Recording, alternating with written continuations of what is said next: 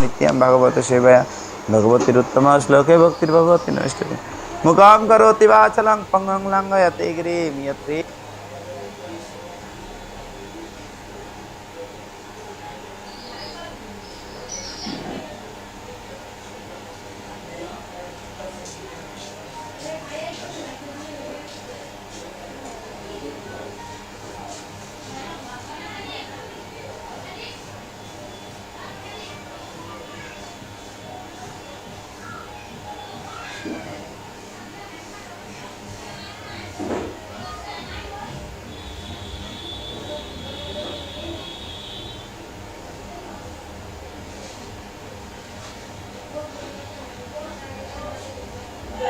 What a beautiful day to go snorkeling. You guys been out to the Great Barrier Reef before? The Great Barrier Reef? Huh? Here we are!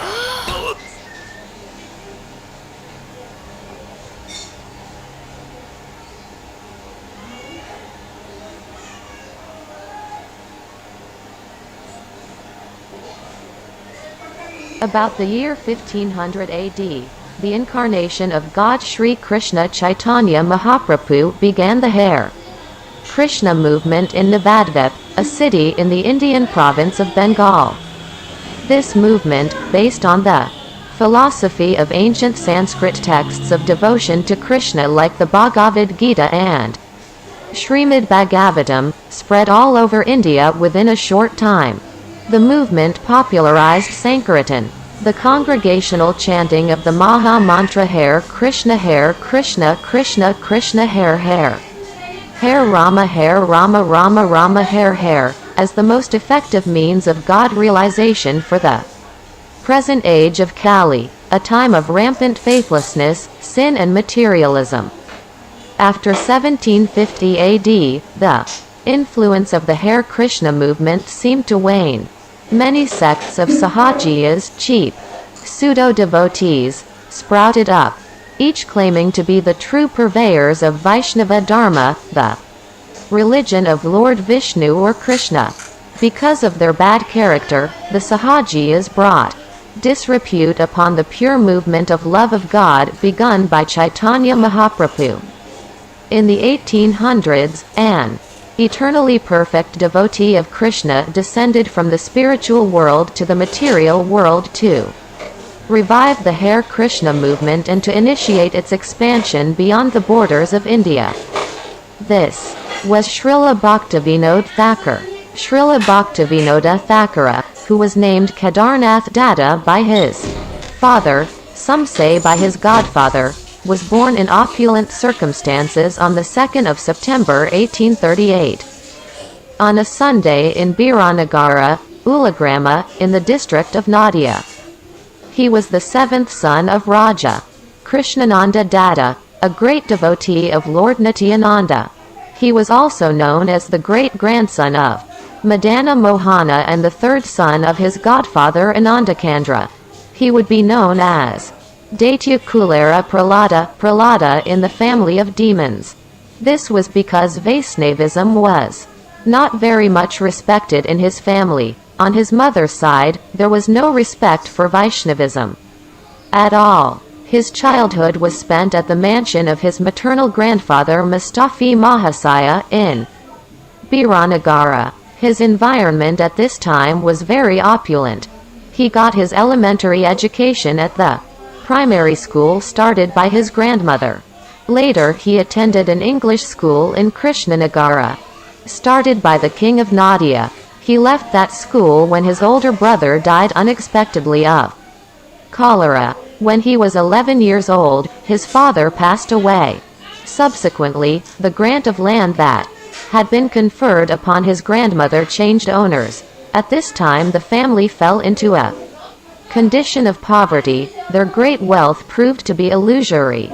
Still, the young Kedaranatha Datta passed over these difficulties with great endurance. His mother arranged a marriage for him when he was just 12, 1850 AD, to the then 5-year-old daughter of Madhusudana Mitra Mahasaya, a resident of Ranagata. Around this time Kasiprasada Ghosh Mahasaya Thakur, Kedaranatha Datta's uncle, who had mastered under the British education, came to Ulagrama after the death of his maternal grandfather. He schooled young Kedaranatha Datta at his home in Calcutta. This was at first resisted by Kedaranatha Datta's mother, but by the time he was years of age he was allowed to go. The house was situated in the Heduya district of central Calcutta. Kasiprasada was the central figure of the literary circle of his time, being the editor of the Hindu Intelligencer. Many writers came to him to learn the art of writing in correct English. At this time, and recognizing Kedaranatha Datta's natural ability, he assisted Kasiprasada by judging manuscripts submitted to the newspaper. Sri Kedaranatha Datta studied Kasiprasada's books and also frequented the public library. He attended Calcutta's Hindu Charitable Institution High School and became an expert English reader, speaker, and writer. He became ill from the salty water of Calcutta. He returned to Ulagrama and was treated by a Muslim soothsayer, Tantric, who predicted that the village of Biranagara would soon become pestilence-ridden and deserted. The Muslim also predicted Kedaranatha Datta would become recognized as a great devotee of Lord Krishna. At the age of 18 years, 1856, Kedaranatha Datta entered college in Calcutta. He started writing extensively in both English and Bengali. These essays were published in local journals. He also lectured in both languages. He further studied English literature at this time extensively and taught speechmaking to a person who later became a well-known orator in the British Parliament.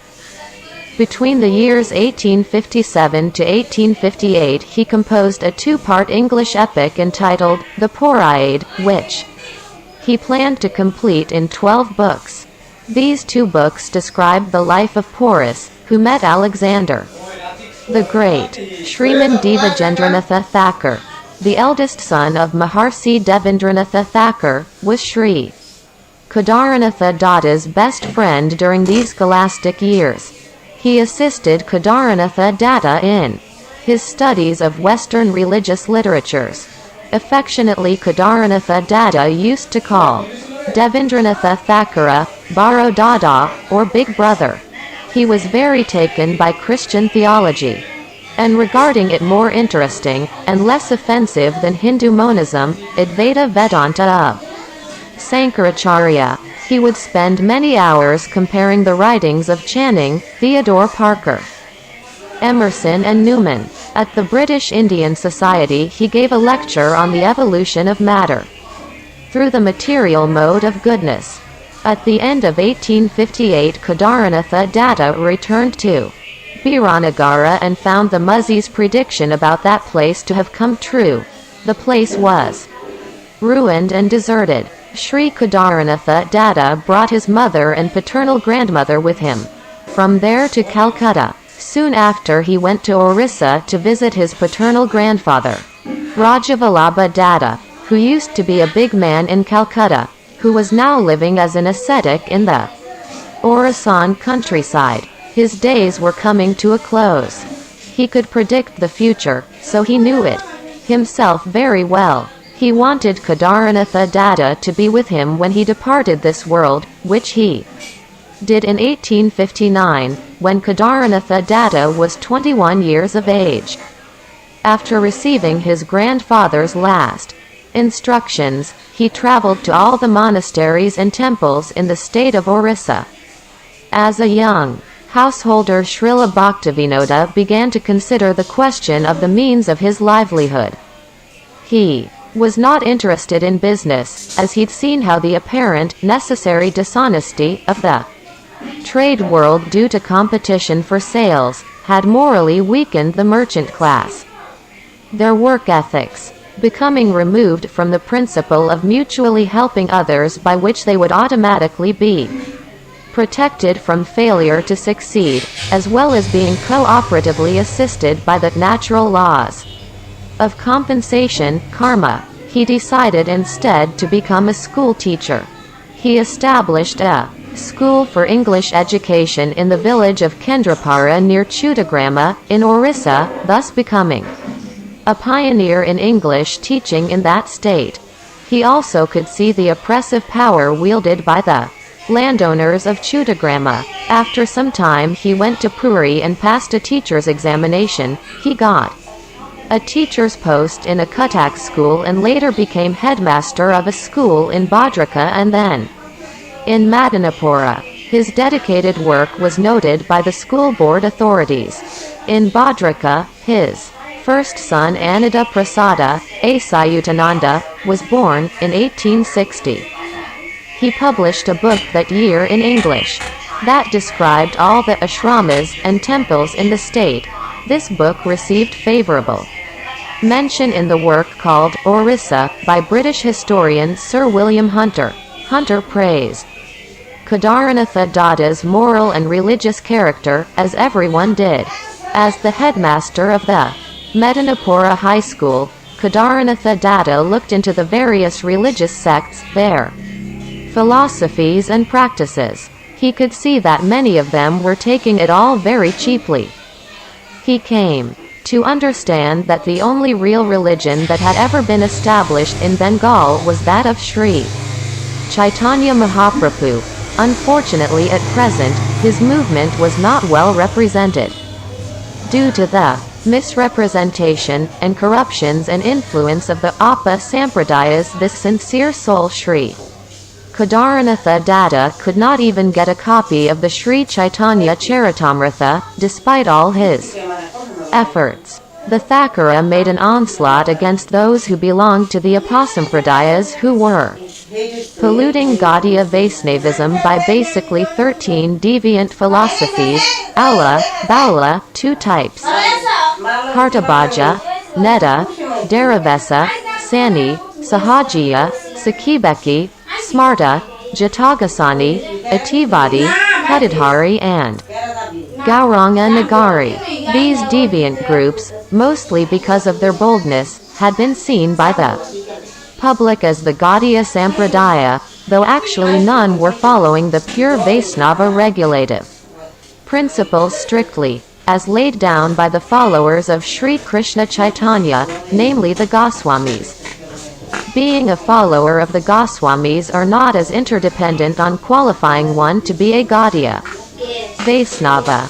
For more details on Appa Sampradayas, one should read the very nice articles running as a Sequel in the Back to Godhead magazine 1991 editions on the same, by His Holiness Suhotra Swami, ISKCON. Sri Kedaranatha Datta's first wife died, so in the town of Jakapura he married Bhagavati Da. In the year 1861 Sri Kedarantha Datta accepted the post of deputy magistrate in the government of Bengal. Then he became collectorate officer after seeing the corruption of the government workers. He established an organization called the Bratur Samaja. He wrote an English book in 1863 called Our Wants. At this time he also constructed a home in Ranagata. Later in 1863 he stayed at Burdwan, where he composed 2 novel poems in Bengali, Vijayanagrama, Deserted Village, and Sannyasi. Volume 39 of the 1863 Calcutta Review praised these poems, saying, "We hope the author will continue to give his countrymen the benefit of his elegant and unassuming pen, which is quite free from those objectionable licenses of thought and expression which abound in many dramas recently published. The want of the day is the creation of a literature for Hindu ladies, and we trust that many more educated natives will have the good sense to devote their time and abilities to the attainment of this most desirable aim." The rhyme and style of these 2 poems were original. They gave birth to a new way of writing poetry in the Bengali language. Sri Kedaranatha Datta, in the post of deputy magistrate. In the year 1866, Kedaranatha Datta took the position of deputy register with the power of a deputy collector and deputy magistrate in the district of Chapara. He also was known to have become quite fluent in Persian and Urdu. In a place called Saran in Chapara, a clique of tea planters made unjust demands of him. He successfully opposed them, and while at Saran he visited the Gaudamashrama at Godana, desiring to establish a school for teaching Nyaya Shastra. He delivered a speech there in 1866, which was well received. The school was in fact established, the foundation stone being laid in 1883 by Sir Rivers Thompson, after whom the school was named. Though Sri Kedaranatha Datta had no further part in the project after his speech, the talk he gave was instrumental in securing public aid for the school. Also in 1866 Kedaranatha Datta translated the Balid Registry Manual into Urdu, which was circulated by the government throughout the United Provinces of Agra and Oudh. This manual was used by the registration departments of those areas. Sri Kedaranatha Datta was transferred to Purnia from Chapara, where he took charge of the government and judicial departments. He was then transferred to Dinajapur, West Bengal, in 1868, becoming the deputy magistrate. At this time he received copies of the Srimad Bhagavatam and Chaitanya Charitamrita from Calcutta. He read Chaitanya Charitamrita repeatedly. His faith in Krishna consciousness developed until he was absorbed in the pure Bhakti Shastras day and night. He was incessantly submitting heartfelt prayers for the Lord's mercy. He came to understand the supreme majesty and power of the one and only absolute personality of Godhead Sri Krishna.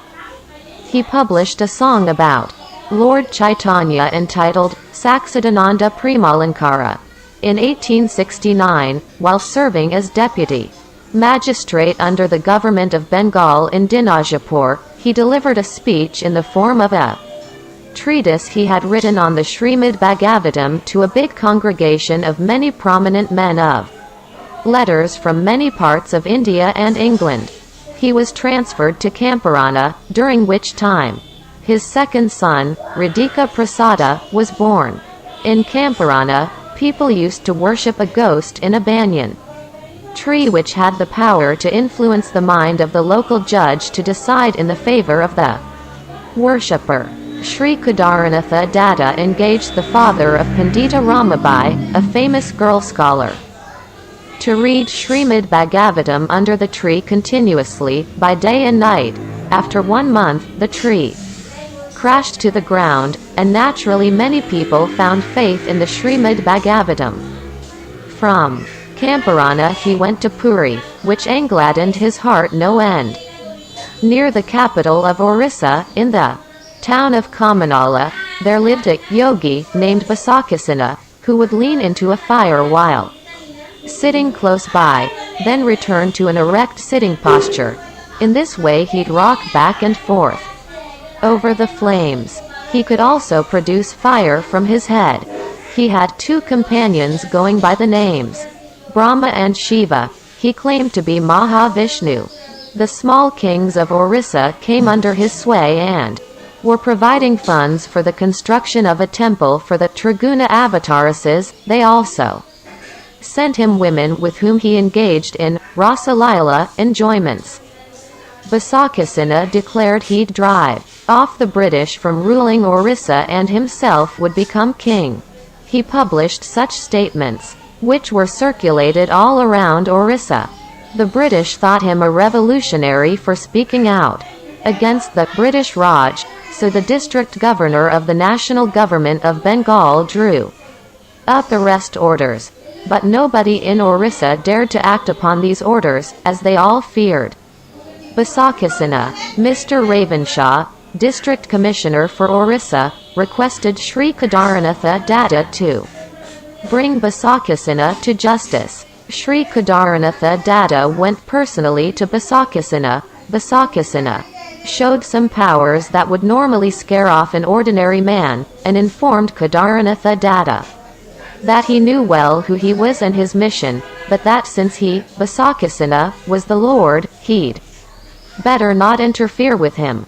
That was enough for Sri Kedaranatha Datta, who replied by acknowledging Basakasena's accomplishments in yoga and tantra, and requested him to come to Puri where he could have the darshan of Jagannatha. Basakasena haughtily said, "Why should I come to see Jagannatha? He's only a hunk of wood. I am the supreme in person."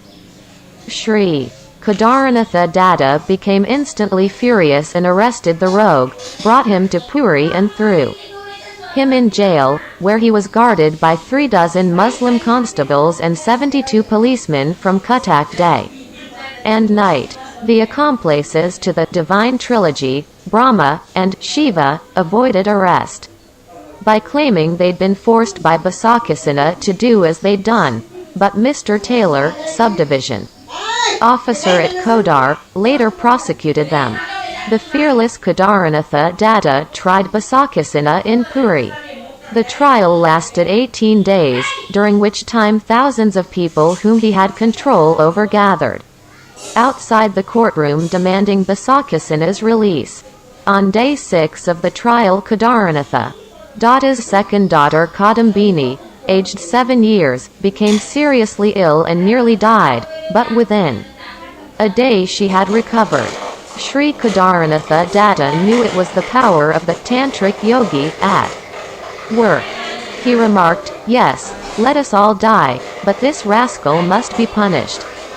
The very next day in court the yogi announced he'd shown his power and would show much more. He suggested that Kedaranatha Datta should release him at once or face worse miseries. On the last day of the trial, Kedaranatha Datta himself became ill from high fever and suffered exactly as his daughter had done for 1 whole day.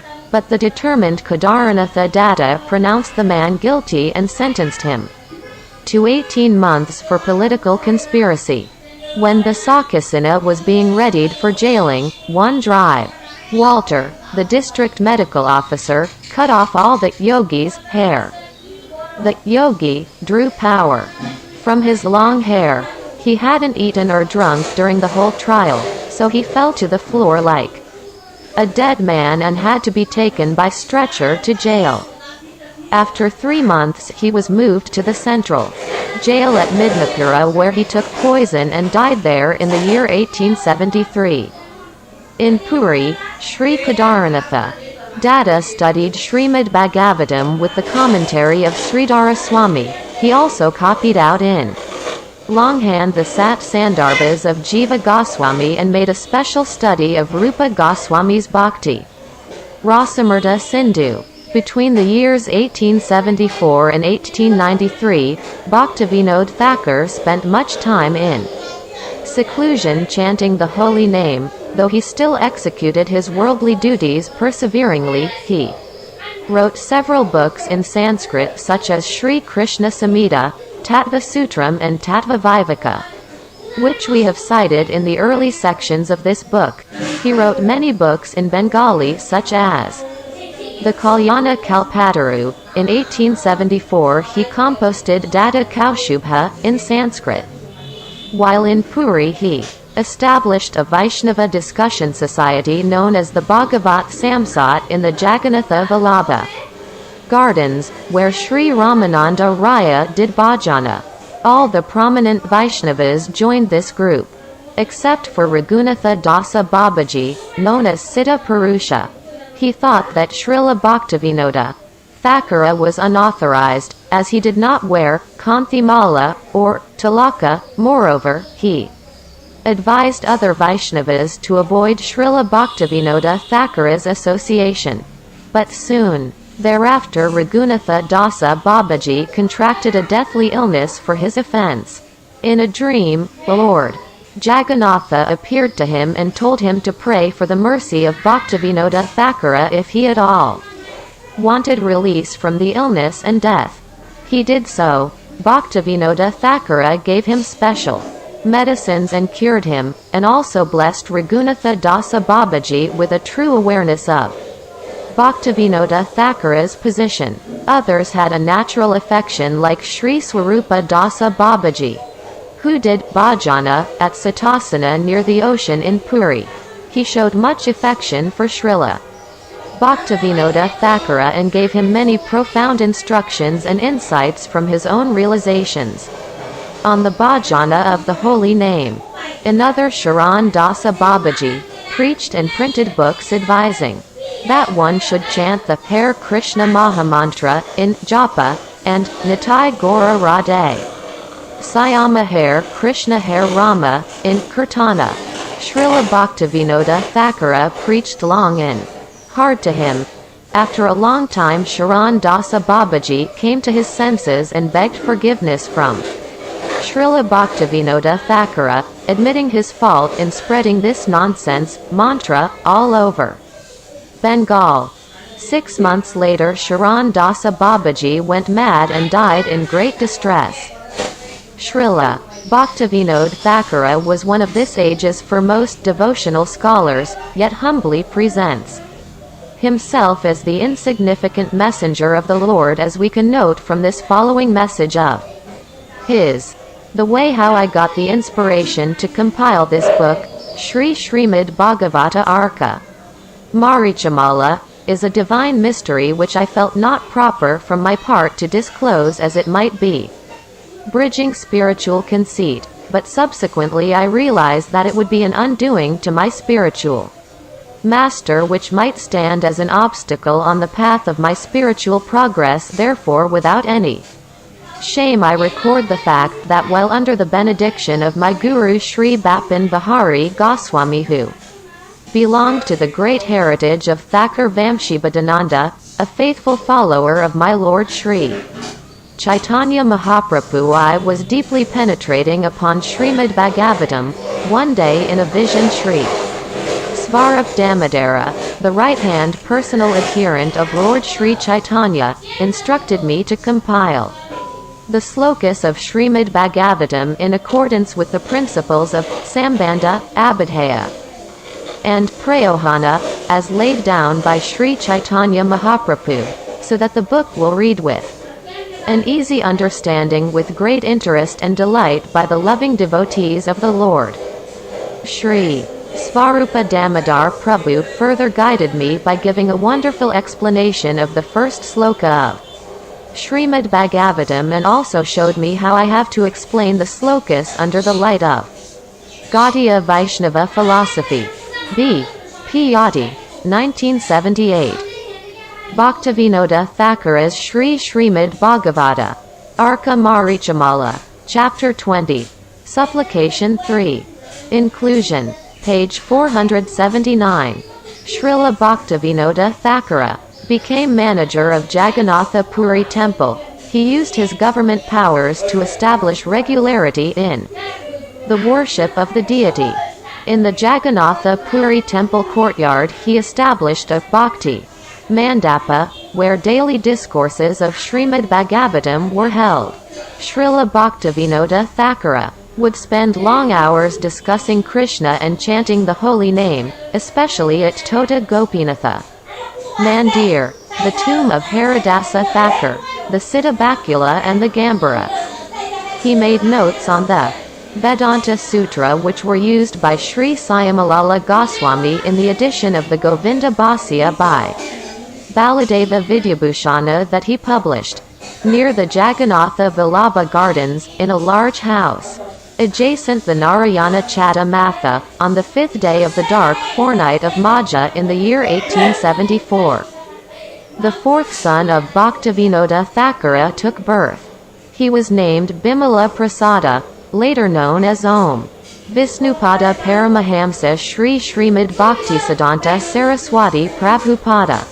As a householder, Bhaktivinoda Kedarnatha Datta had 2 wives and no less than 10 children, of which the great Vaisnava scholar Sri Srimad Bhaktisiddhanta Saraswati, Siddhanta Saraswati Thakura, was one. Bimala Prasad, Bhaktisiddhanta Saraswati, was born in Sri Purushottama Kshetra, Jagannatha Puri, on the 6th of February 1874 AD, answering the prayer of Bhaktivinoda for the Lord to send a ray of Vishnu to preach the message of Sri Chaitanya Mahaprabhu all over the world. He was given the name Bimal Prasad. When the child was 6 months old, Lord Jagannatha's cart stopped in front of Srila Bhaktivinoda Thakura's house in Puri for 3 days during the procession. Bhaktivinoda told his wife, Bhagavati Devi, to bring out the child for darshan of Lord Jagannatha. As she placed the child before the Lord, a garland from the Lord encircled the baby boy, and the first grain ceremony, Annaprasna, was performed at that time with Jagannatha Prasad. Bimala Prasada stayed in Puri for 10 months after his birth and then went to Bengal by palanquin on his mother's lap. His infancy was spent at Nadia district's Ranagat hearing topics of Sri Hari. From his mother, Srila Bhaktivinoda and his wife were orthodox and virtuous. They never allowed their children to eat anything other than prasada, nor to associate with bad company. One day, when Bimala Prasada was still a small child of no more than 4 years, his father mildly rebuked him for eating a mango not yet duly offered to Lord Krishna. Bimala Prasada, although only a child, considered himself an offender to the Lord and vowed never to eat mangoes again. This was a vow that he would follow throughout this life. By the time Bimala Prasada was 7 years old, he had memorized the entire Bhagavad Gita and could even explain its verses, giving wonderful purports. His father then began training him in proofreading and printing, in conjunction with the publishing of the Vaisnava magazine Sajjana Tosani. 2 years earlier, Kamala Prasada, the third son of Srila Bhaktivinoda Thakura, had taken birth. In 1874, Bhaktivinoda Thakura discovered the Raja of Puri had misappropriated 80,000 rupees for sense gratification.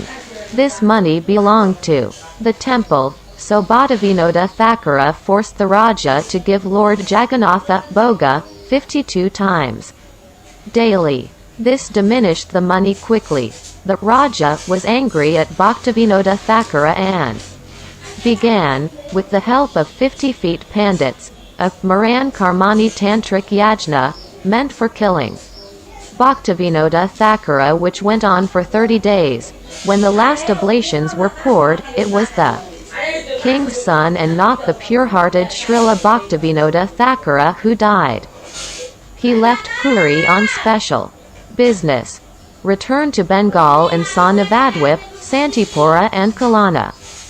He was put in charge of the subdivision Mahisareka in Haora. After that he was transferred to Bhadraka.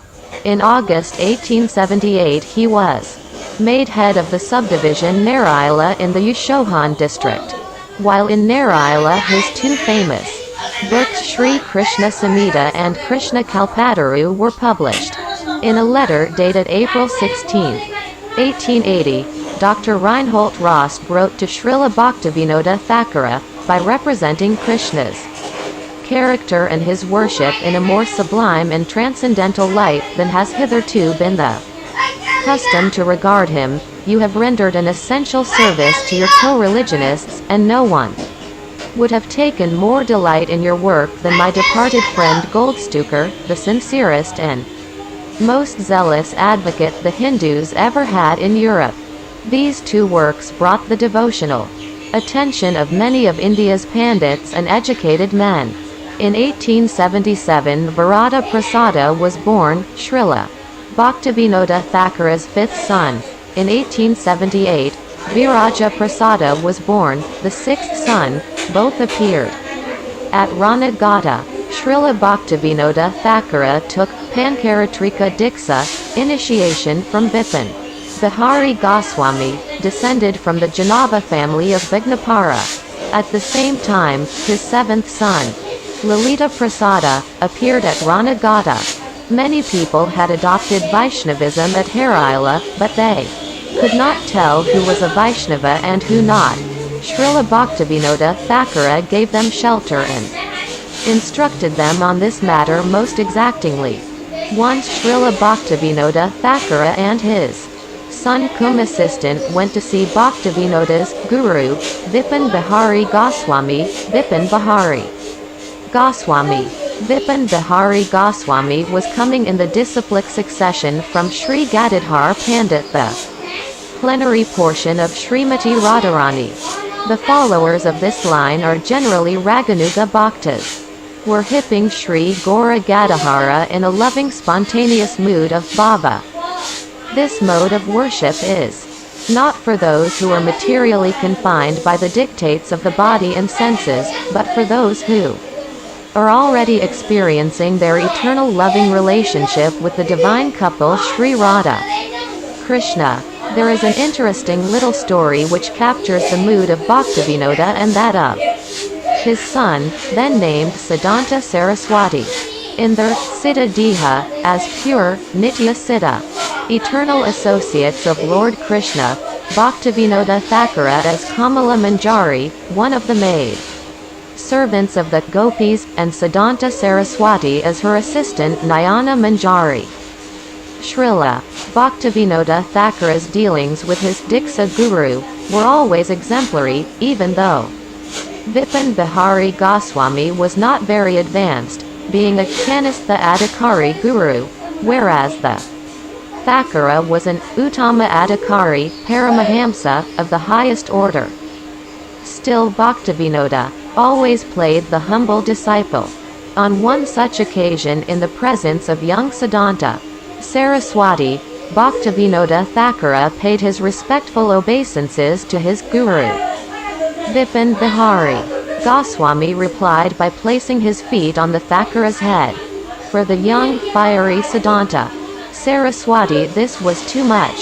It was one thing that his father had accepted him as his formal initiating spiritual master, but this was going too far. Srila Siddhanta Saraswati was only 7 years old at the time, but when Bhaktivinoda Thakura left the room leaving the two of them alone, Siddhanta Saraswati decided to set things straight. You were acting like a big guru. And you place your feet on the heads of those who you don't know.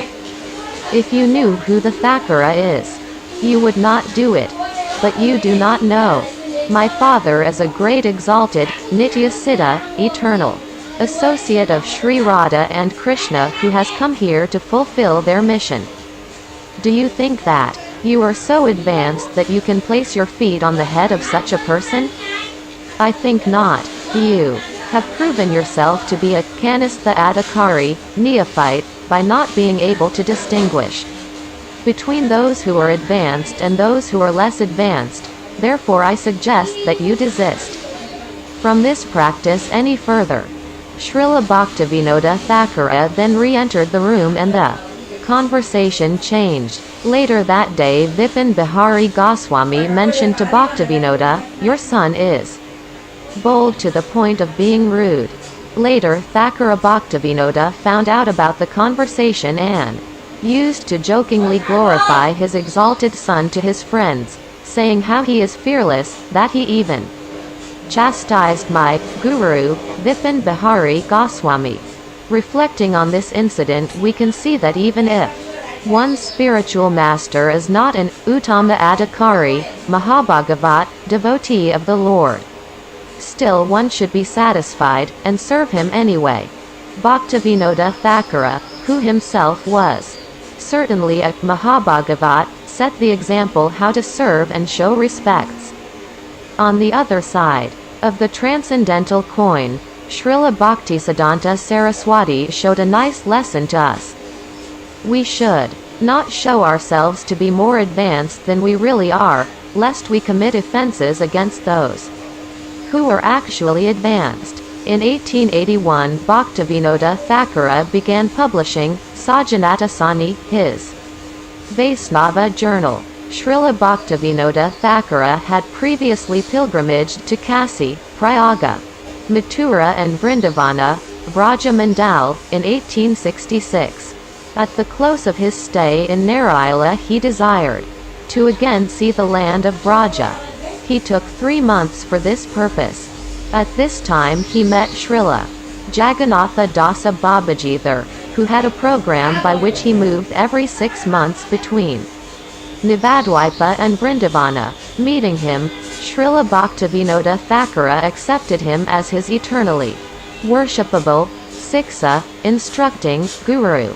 During his pilgrimage at this time he dealt with a gang of dacoits, known as the Kanjaras, who robbed and killed pilgrims. He gave evidence to the government and a commission was formed to wipe out this scourge. From Vrindavana he came to Calcutta and bought a house at 181 Maniktala Street, now called Ramasha Datta Street, near Bidana Park. He started daily worship of Sri Giridhari, the transcendental form of Krishna who appeared in the form of Govardhan Hill, and called the house Bhakti Bhavan. He was appointed head of the subdivision of Barasa. In 1881, in the course of excavating for the construction of the Bhakti Bhavana, at Rambagan in Calcutta, a deity of Kurmadeva was unearthed. After initiating his 7-year-old son, Bhaktivinoda entrusted Bimala with the service of the deity of Kurmadeva. The well-known novelist Bankim Chandra met Srila Bhaktivinoda Thakura at Barasa. Srila Bhaktivinoda Thakura had written a book about Krishna and showed it to Bhaktivinoda Thakura, who preached to Bankim Chandra for 4 days, taking little food and hardly any sleep. The result was Bankim Chandra changed his ideas, which were mundane speculations about Krishna, and his book to conform with the teachings of Sri Chaitanya Mahaprabhu. Srila Bhaktivinoda Thakura used to say, "Knowledge is power." On April 1, 1884, Srila Bhaktivinoda Thakura was appointed the senior deputy magistrate of Srirampur, where he admitted Bimala in the Srirampur High School. When Bimala was a mere student in class 5, he invented a new method of writing named Bakanto. During this period, he took lessons in mathematics and astrology from Pandita Mahesakandra Kudamoni. However, he preferred to read devotional books rather than the school texts. During the last year of his stay at Barasat, 1886, Srila Bhaktivinoda Thakura published an edition of the Bhagavad Gita with the Sanskrit commentary of Srila Vishwanatha Chakravarti Thakur. which he translated into Bengali, the Rasika Ranjana translation. Srila Bhaktivinoda Thakura had undertaken this task at the request of Babu Sarada Karana Mitra, ex-judge of the Calcutta High Commission. Shriman Bankima Chandra wrote the preface, acknowledging his own indebtedness to Srila Bhaktivinoda Thakura. He noted that all Bengali readers would be indebted to Srila Bhaktivinoda Thakura for his saintly work. From Barasat, Srila Bhaktivinoda Thakura was transferred to Sriramapur. He visited the residence of Udarana Datta Thakur, a great associate of Lord Nityananda, at Saptagram. At Kanakula he visited the place of Abhirama Thakur, and saw the place of another great devotee of Sri Chaitanya Mahaprabhu, Vasu Ramananda, at Kulinagrama. At Sriramapura he composed and published his masterly writing, Sri Chaitanya Siksamrta, and also the Vaisnava Siddhanta Mala, Prema Pradipa, and Mana Siksa. He was also publishing Sajanadasani on a regular basis. In Calcutta he set up the Sri Chaitanya Yantra, a printing press at the Bhakti Bhavana, upon which he printed Maladhara's Sri Krishna Vijaya and his own Amnaya Sutra and the Kaitanyopanishad of the Atharva Veda. Finding the Kaitanyopanishad was a difficult task. Hardly anyone in Bengal had heard of it. Consequently, Srila Bhaktivinoda Thakura had to travel to many places in Bengal looking for it. Finally, one devoted Vaisnava Pandita named Madhusudana Dasa, sometimes found listed in the Guru Parampara listings, sent an old copy he'd been keeping with him at Sambalapura for Bhaktivinoda Thakura. Bhaktivinoda Thakura wrote a Sanskrit commentary on the book and called it Sri Chaitanya Karanamrta. Madhusudana Dasa Mahasaya translated the verses into Bengali. This translation was called Amrita Bindu. It was a sellout when published. In Calcutta, Srila Bhaktivinoda Thakura started the Sri Visva Vaisnava Sabha, dedicated to the preaching of pure Bhakti as taught by Lord Chaitanya. To publicize the work of the society, Srila Bhaktivinoda Thakura published a small booklet entitled Visva Vaisnava Kalpavi. Also, he published his own edition of the Sri Chaitanya Charitamrita, with his Amrita Prabhava Bhasya commentary. And he introduced the Chaitanyabda or Chaitanya era calendar, and gave assistance to the propagation of the Chaitanya Panjika, which established the feast day of Gora Purnima. He lectured and gave readings on books like the Bhakti Rasamrita Sindhu of Srila Rupa Goswami in various Vaishnava societies. He published in the Hindu Herald, an English periodical, a detailed account of Sri Chaitanya's life. It was at this time that the learned Vaisnavas recognized Kedaranatha Datta and given the honorary title as Bhakti Vinoda Thakura. In the year 1887, Srila Bhaktivinoda Thakura resolved to quit government service and go to Vrindavana with Bhaktibhringa Mahasaya for the rest of his life. One night in Tarakaswara, while on government service, he had a dream in which Sri Chaitanya Mahaprabhu appeared to him and spoke, "You will certainly go to Vrindavana, but first there is some service you must perform in Navadvipa, so what will you do about that?"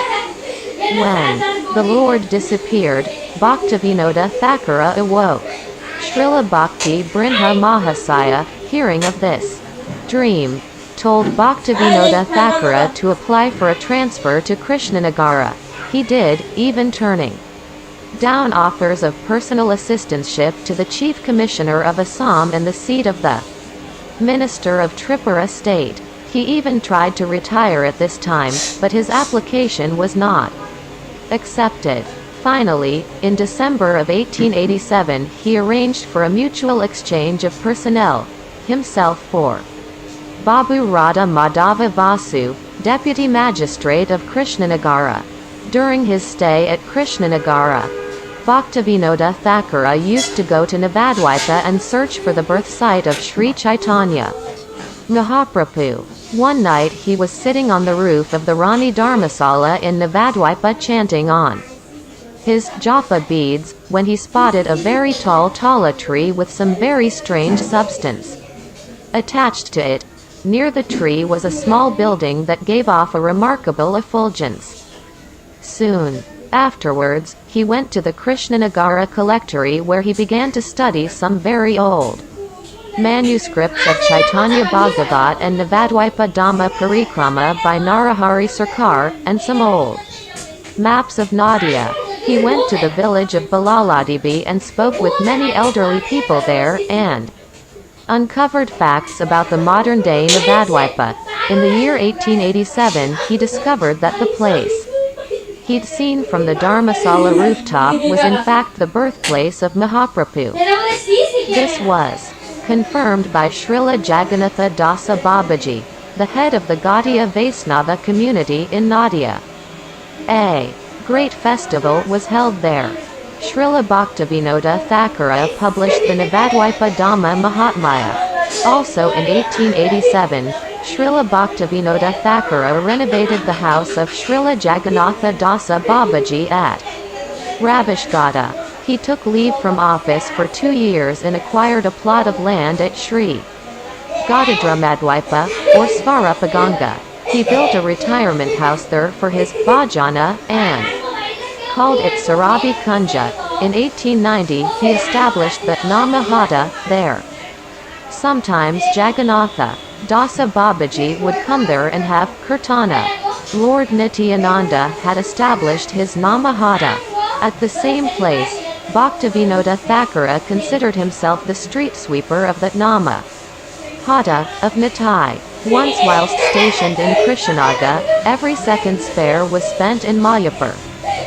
As mentioned in the story of Jagannatha Dasa Babaji, Thakura Bhaktivinoda, along with Babaji Maharaja, found Lord Chaitanya's birthplace in the year 1887. When the birthplace was uncovered, Srila Bhaktivinoda Thakura and Srila Jagannatha Dasa Babaji would worship Lord Chaitanya there. This episode was told in regard to Srila Jagannatha Dasa Babaji's life. Once one of Srila Bhaktivinoda Thakura's sons contracted a skin disease. Jagannatha Dasa Babaji told the boy to lie down at the birth site of Lord Chaitanya for the night. He did so, and the next morning he was cured. In 1888 he took charge of the village of Netrakona in the district of Mayamanasimha. Because he could not keep good health in Krishnanagara and had requested transfer to a more healthful region. From Netrakona he came to Tangaila, and from there he was transferred to the district of Vardhamana. There he would have kirtana with the devotees from a place called Imalahora, headed by Kshetra Babu and Vipina Babu. They would sing poems like Soka Satana written by him. He was put in charge of the Kalara subdivision in 1890, and from there would often visit such holy places as Gadadramadvipa, Navadvipa, Kapahati, Samudragana, Chupi, Kasthasali, Idrakapura, Baganapara, Piariganga, the place of Nakula Brahmachari, and the place of Vrindavana Dasa Thakur at Denyora. Soon Bhaktivinoda Thakura was transferred for a few days to Ranayata, from where he came to Dinajapura again. Salaja Prasada was born there, his youngest son. In Dinajapura Srila Bhaktivinoda Thakura wrote his Vidva Ranjana commentary and translation of the Bhagavad Gita. It was published in 1891 with the commentary of Baladeva. 1891 was the year Bhaktivinoda Thakura took leave from the government service for 2 years. He desired to preach Sri Hari Nama. His base was at Gadadramadvipa. From there he used to visit such places as Gatala and Ramajavana to lecture in clubs, societies and organizations. This he'd also often do in Krishnanagara. He traveled and preached in March of 1892 in the Basirahata district together with some other Vaishnavas. All the while he was writing also. He opened many branches of Namahata in different districts of Bengal. The Namahata became a self-sustaining success which continued to spread even after his return to government service. Also from Basirahata he set out on his third trip to Vrindavana. He stopped off at Imalahora to celebrate the Ekadasa day with Sril Jagannatha Dasa Babaji. In Braja, he visited all the forests and places of pastimes. He continued to give lectures and readings on Hari Nama in various places in Bengal when he returned to Calcutta. In February 1891, he gave a lecture on his investigation into the whereabouts of the actual birth site of Sri Chaitanya. His audience included highly learned men from all over Bengal, who became very enthusiastic at the news. Out of this gathering the Sri Navadvipa Dhamma Prakarini Sabha was formed for spreading the glories of Navadvipa Mayapura. All the learned pandits, having deliberated fully on Srila Bhaktivinoda Thakura's evidence, agreed that the Yogapitha was the true birth site of Mahaprabhu. That year, on Gora Purnima, a big festival was held that witnessed the installation of Gora Vishnupriya deities at the Yogapitha. Srila Bhaktivinoda Thakura, personally, in a spirit of pure humility, went door to door collecting to raise funds to build a temple on the very site. In the Amrita Bazar Patrika, December 1894, an article appeared, Babu Kedarnatha Datta, the distinguished magistrate who has just retired from service, is one of the most active members. Indeed, Babu Kedarnatha Datta has been deputed by his committee to raise subscriptions in Calcutta and elsewhere and is determined to go from house to house if necessary, and beg a rupee from each Hindu gentleman for noble purpose. If Babu Kedarnatha Datta sticks to his resolution of going around with bag in hand, we hope that no Hindu gentleman whose house may be honored by the presence of such a devout bhakta as Babu Kedarnatha, will send him away without contributing his mite, however humble it may be, to the Gora Vishnupriya Temple Fund. His venture was highly successful and the temple was built. In October 1894, at age 56, he retired from his post as deputy magistrate, though this move was opposed by his family and the government authorities. He stayed at Sarabi Kunja and preached, as well as revised his old writings. Sometimes he went to Calcutta. There he begged door to door for building the Yogapitha temple. In July 1896, Srila Bhaktivinoda Thakura went to Tripura at the request of the king, who was a Vaishnava. He stayed in the capital for 4 days and preached the glories of Sri Hari Nama. His lecture on the first day amazed all the local panditas. On the next 2 days the local royal family and general public thrilled to his talks on the pastimes of Mahaprabhu. His mercy far outreaches the geographical boundaries of India or even Asia, taking Krishna consciousness to the west. Back in Godruma, Srila Bhaktivinoda Thakura sent out a small booklet, written in Sanskrit, to Sri Gauranga Lila Smarana Mangala Stotram, with a commentary by Srila Siddhikantha Vikaspati of Nadia. The intro, Chaitanya Mahaprabhu, his life and precepts, was in English, which we have included in this book in the section on Sri Chaitanya Mahaprabhu. This book found its way into the Library of the Royal Asiatic Society in London, the Library of McGill University in Canada, the year is 1896, and other respectable institutions.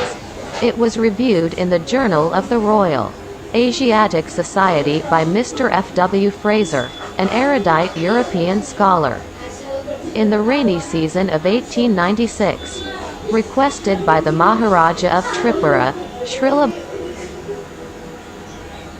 Bhaktivinoda Thakura went to Darjeeling and Karsi.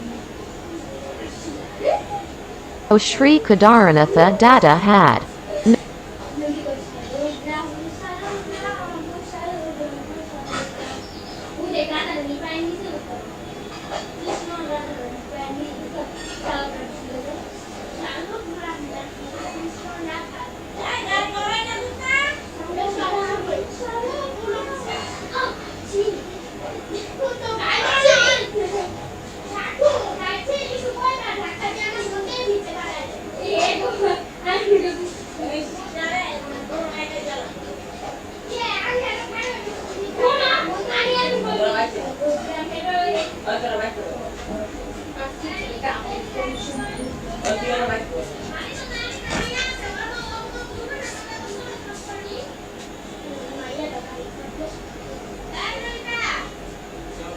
ওই তোকে আমি কি কইলাম হ্যাঁ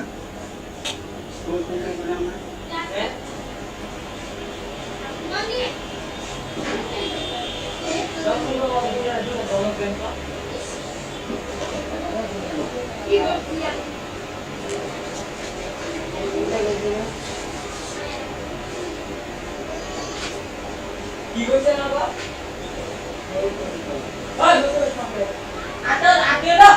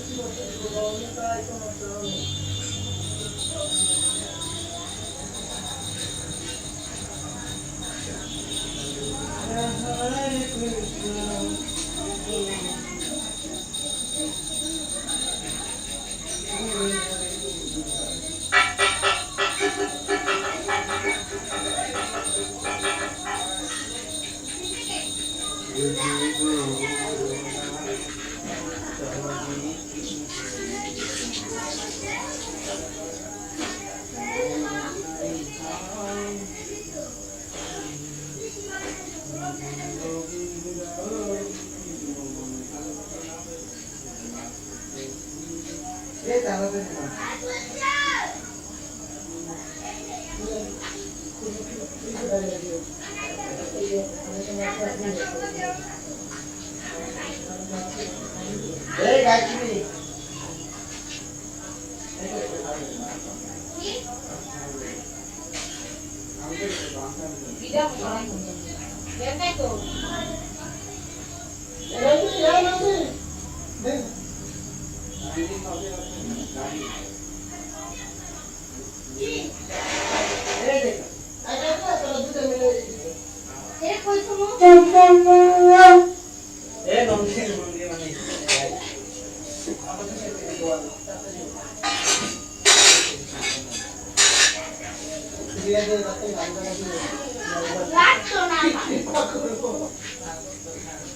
আমি প্রার্থনা করবো হ্যাঁ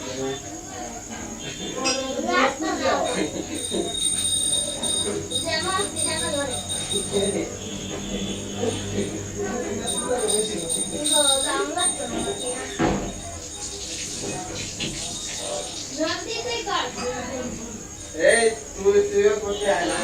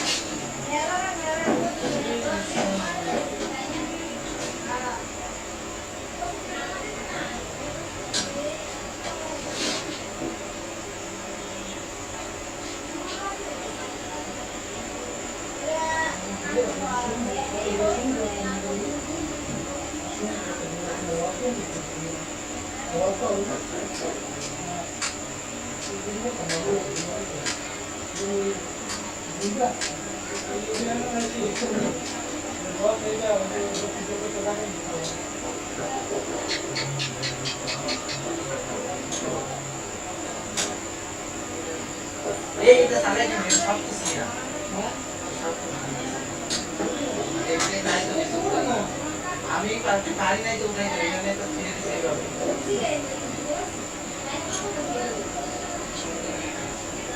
এই তাড়াতাড়ি আয় আমি বৈশা আছি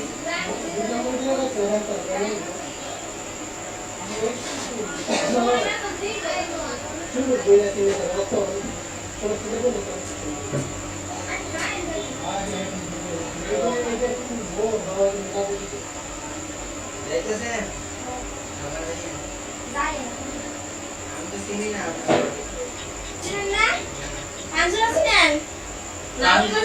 পাঞ্জুরা আইটেম তো আছে নাগরিকতা দেশ যায় এই রাস্তা গেছে না নাগরিকতা তো এমনি ইতে ওনা না এটা পাঞ্জুরা না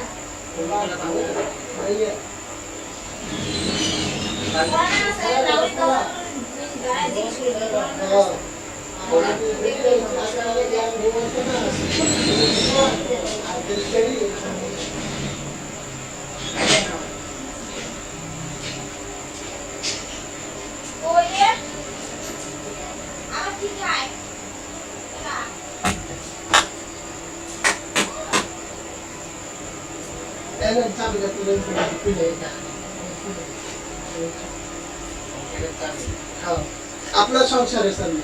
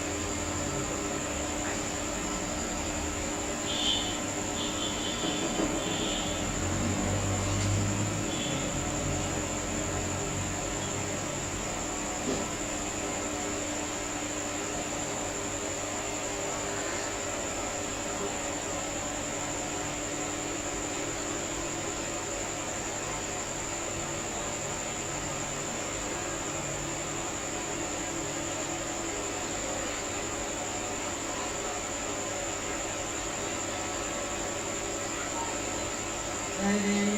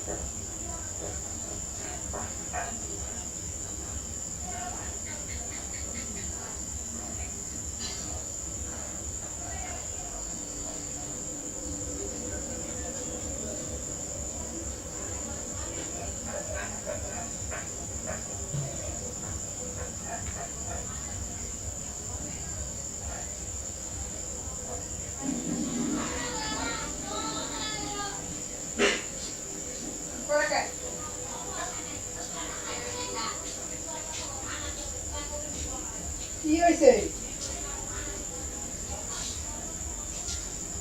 কি হয়েছে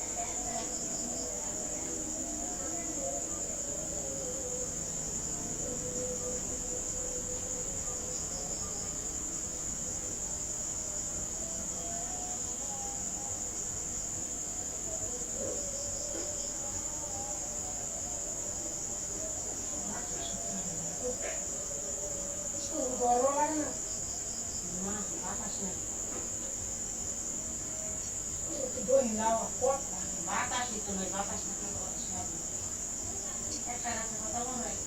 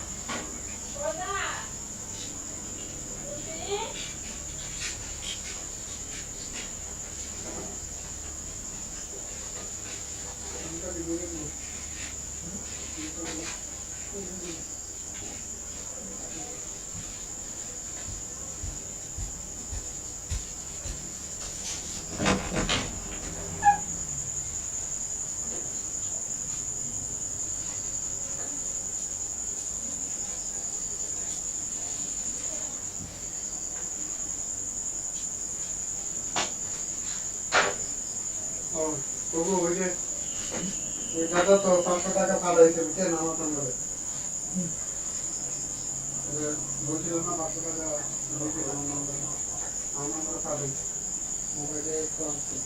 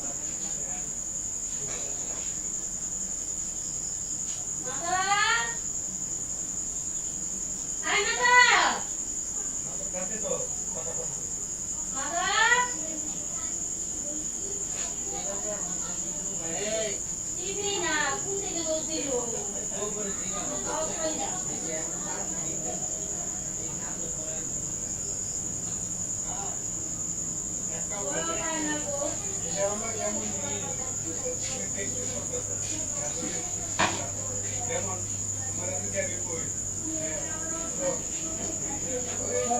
ছোটবেলা সব শিখছিলাম কারণ পড়া তুমি ভুলে যাও তুমি বলতে পারো তো সম্ভব নেই এখন বলো না যে আমি কয় এখন ভুলে যাবো আজকে আমি আগে তারপরে শিখে দিও আমি তো তোমার বড় বড় বসবে আমি তো আমার সব বলছি যে একটু একসাথে বলা হবে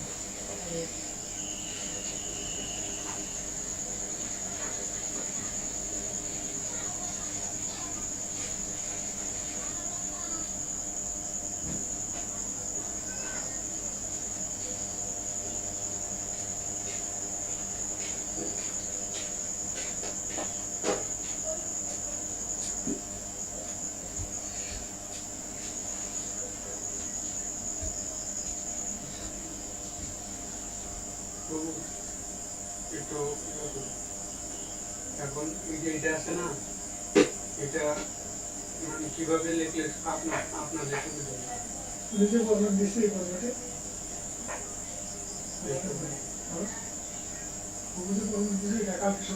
এই ফরম্যাটে আপনার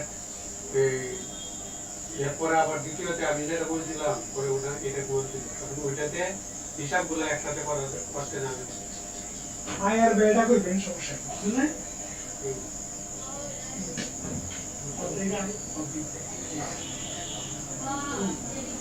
শুধু আয়ার বে আমি কইছিলাম কোনটা জানেন ভাই দুটা করে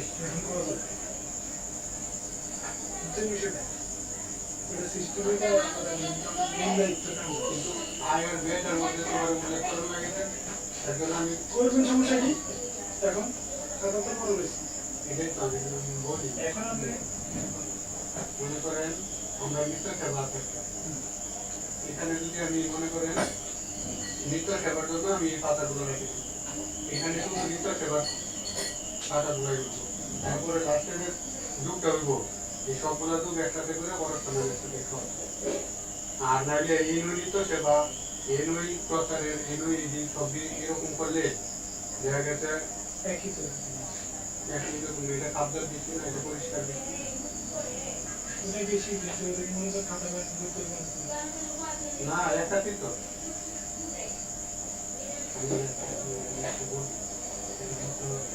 না ওইদিন তো পরে সবভাবেই করা যায় কি কিন্তু এটা দেখেন নির্দেশক বেশি হিসাবে নির্দেশের মধ্যে দুই দিন হিসাবে দুই দিন বেশি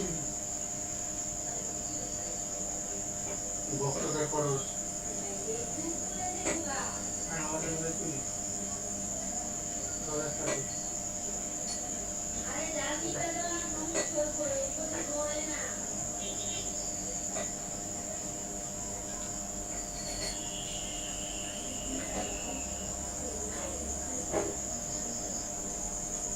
বুঝলেন বিষয়টা এখন কোথায় কোথায় বেশি ভালো কিন্তু আজকে এটা সবই একসাথেই ঘটে কিন্তু একটা জিনিস আলাদা করতে যেমন ভক্তদের খরচ এর নাম আলাদা আলাদা যেমন তনয় এখানে তারপরে এত এই পৃষ্ঠা এসে অনুপম এই পৃষ্ঠা আসর করবো যার যতই খরচ মাসে আমরা বুঝতে পারবো কার কত খরচ মানে ভক্তদের কাছে আলাদা রাখি আমাদের তো এই অনুপম দেখে ওষুধ দেওয়া লাগবো আবার তিনি তনয় দেখে ওষুধ দেওয়া লাগবে এই জন্য আমার নাম আলাদা ওনার নাম আলাদা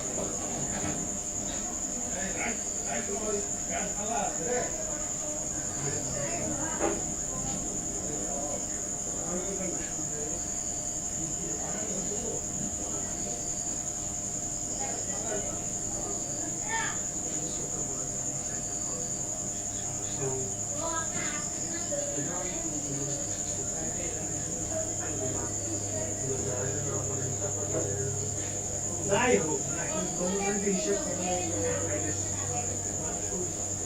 ব্যক্তিগত না আমাদের গভর্নমেন্টই অনেক টাকা খরচ গভর্নমেন্টেরই খরচ করার মতো 10,000 হিসেব বুঝুন নাই এত কিছু গভর্নমেন্টের করতেছে কিন্তু এটা ওই জায়গাটা হারিয়ে এটার মধ্যে থাকে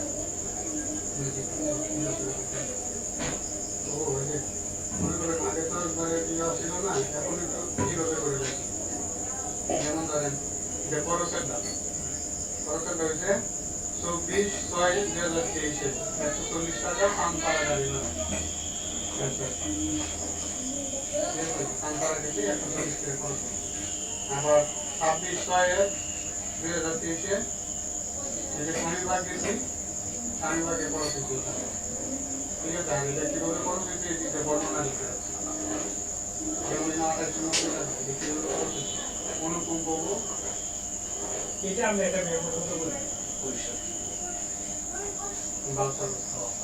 প্রত্যেকটা বছর আমি এই ব্যবসাটা তো এর লাগি তো আমি বলছিলাম যেমন এই যে মনে করেন কিরকম এতটুকু মোটা করে একটা ব্যবসা আপনি বানিয়ে আনবেন কয়েকটা অর্ডার দিয়ে আনানোর পরে একটা কার্বন রাখবেন ওইখানে ব্যবসা আমি রাখবো তারপরে আমার যে ব্যবসা দিব ওরা ব্যবসা দিল আমার কার্বনও থাকবে দুইটা কপি একটা জায়গাতে দুইটা কপি তখন মানে হারাইলেও একটা ব্যবসা দরকার রাখছি যদি হারাইও যায় তখন আমি এই ব্যবসা এই খাতাটা উঠে দিই আমি আবার পাবো ওটা করা শুরু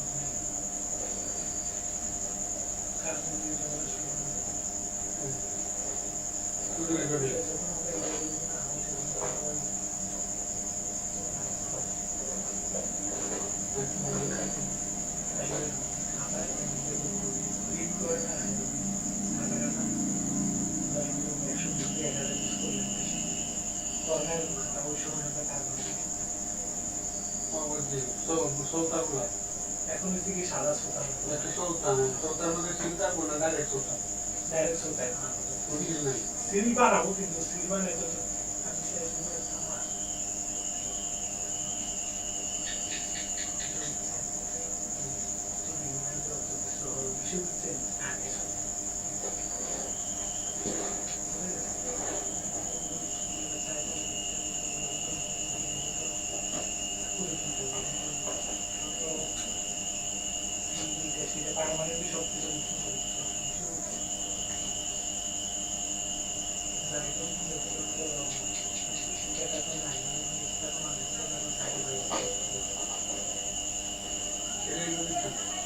কিন্তু আমি এইভাবে লিখি তারিখ লিখবে আর বিবরণ লিখবে যেমন বিবরণ তো পড়ে লিখছি, বিবরণ লিখছি। হ্যাঁ, এনো তো এতগুলো বিবরণ তো এনো লেখা তুমি খেয়াল হয়েছে এনো যেমন দুটো বিবরণ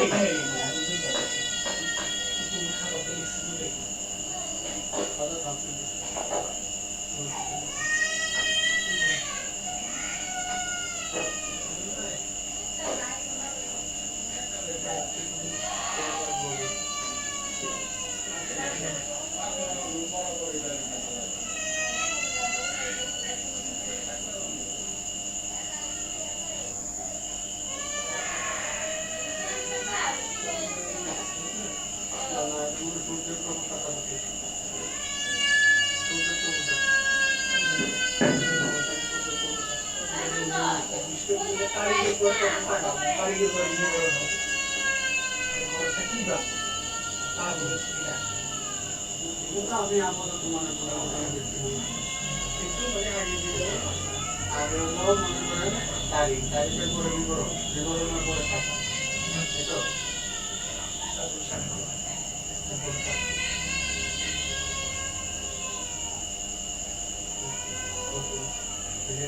এটা পুরো একটা রুল ইয়ে করবো লাগাইলাম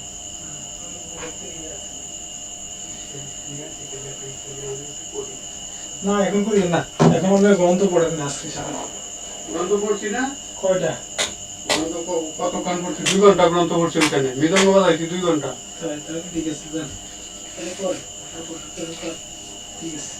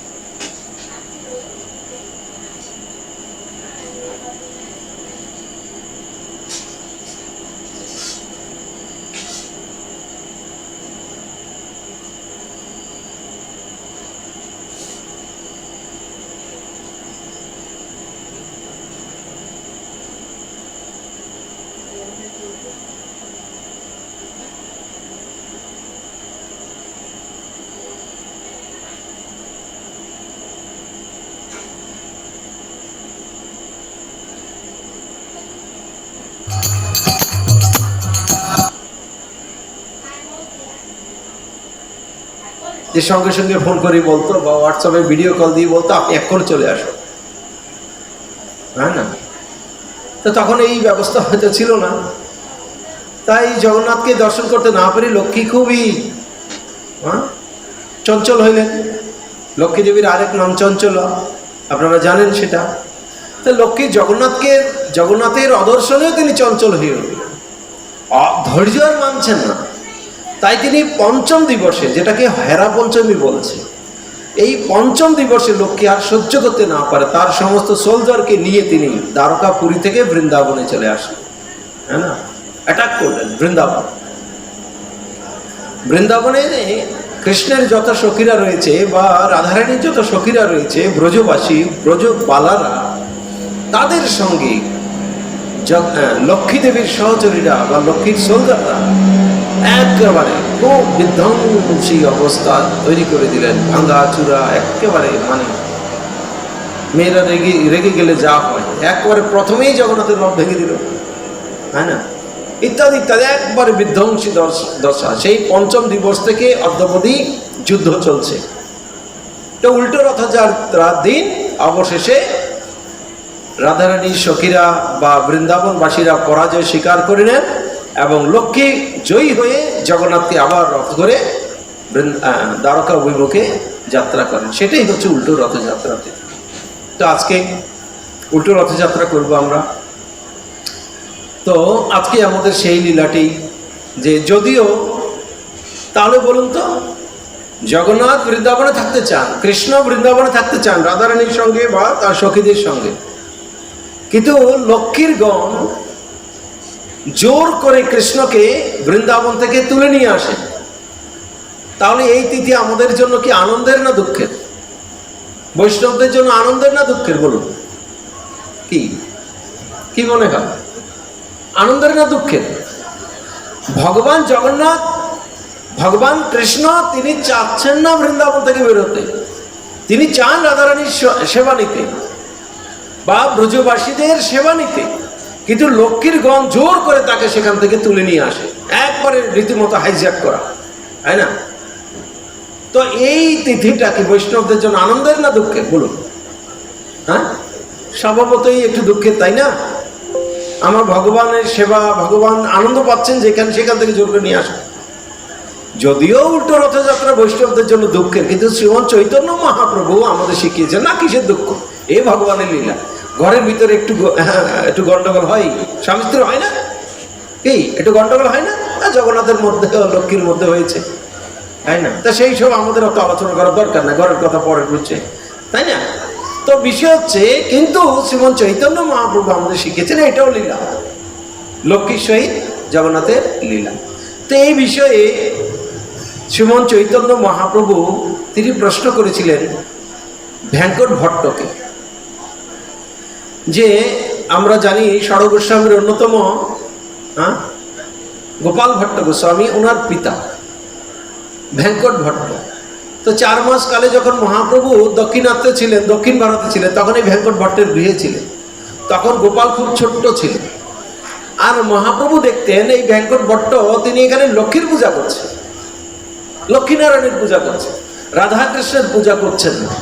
তখন মহাপ্রভু একটু ভিন্নভাবে গিয়ে একটু প্রশ্ন করেছেন ভেঙ্কট ভট্টকে, আচ্ছা ভেঙ্কট ভট্ট বলুন, আচ্ছা ভট্ট মশাই বলুন, আপনার এই সাবধি রমণী লক্ষ্মী কেন তার নিজের পতিকে ত্যাগ করে আমার গোবিন্দের বক্ষে আসার জন্য লালায়িত? নিজের পতিকে ত্যাগ করে আমার গোবিন্দের বক্ষে আসার জন্য এত লালায়িত কেন?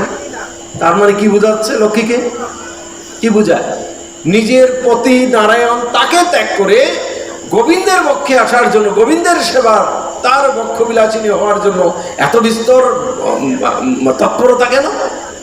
তো লক্ষ্মীকে তো আমরা, মহাপ্রভু বলছেন লক্ষ্মী তো সতী সাবধি রমণী, তাহলে তিনি কেন নিজের পতি ছেড়ে আরেক উপপতির কাছে যাওয়ার জন্য একেবারে মানে তপস্যায় ব্যস্ত করেছে কেন? এর উত্তর কি দিবেন ভেঙ্কট ভট্ট? তো প্রথম প্রশ্ন শুনে লজ্জায় লজ্জিত, হায় হায় এ কি বলছে?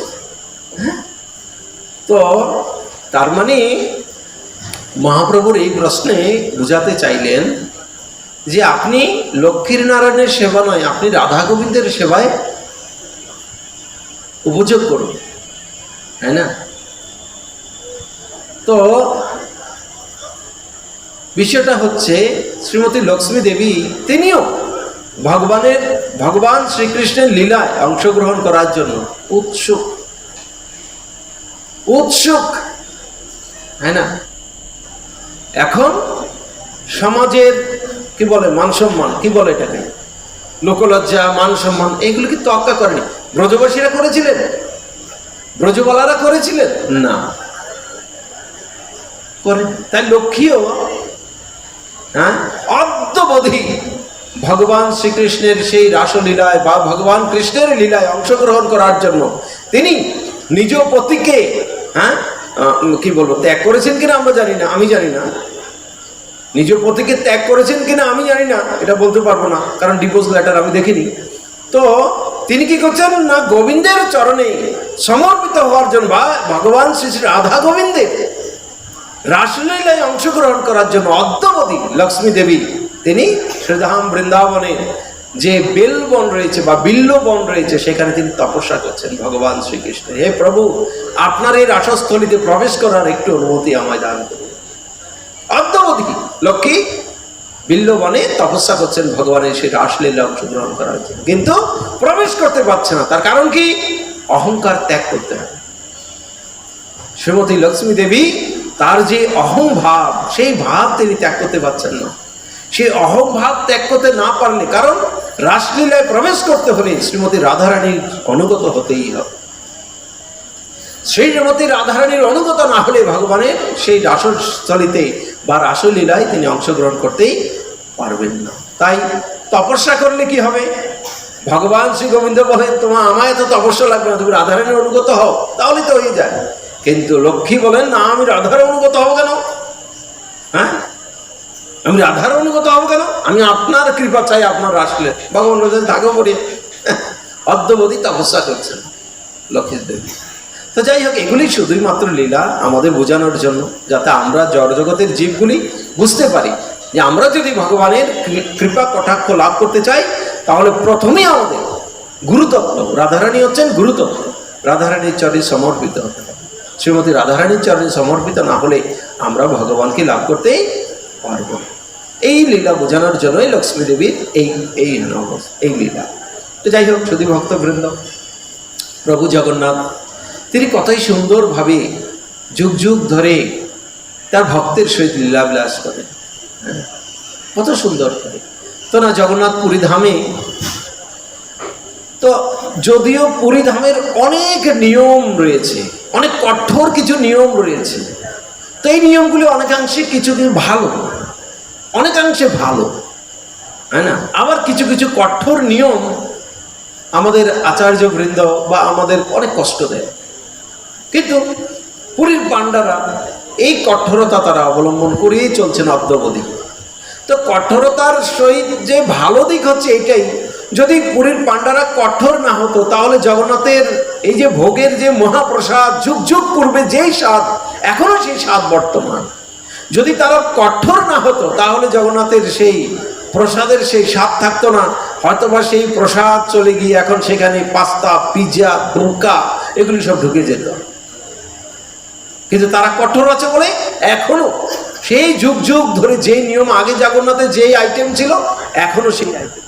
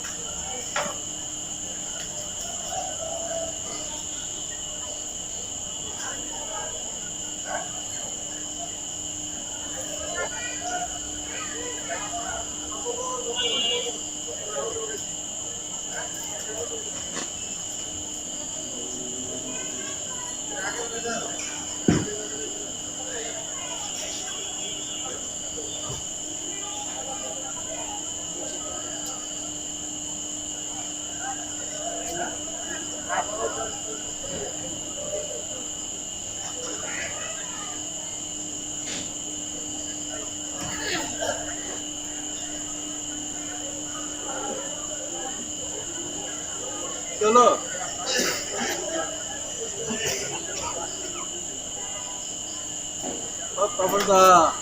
আসবে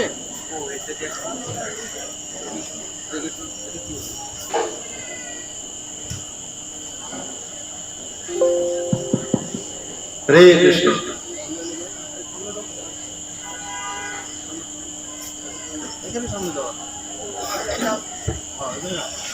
হরে কৃষ্ণ।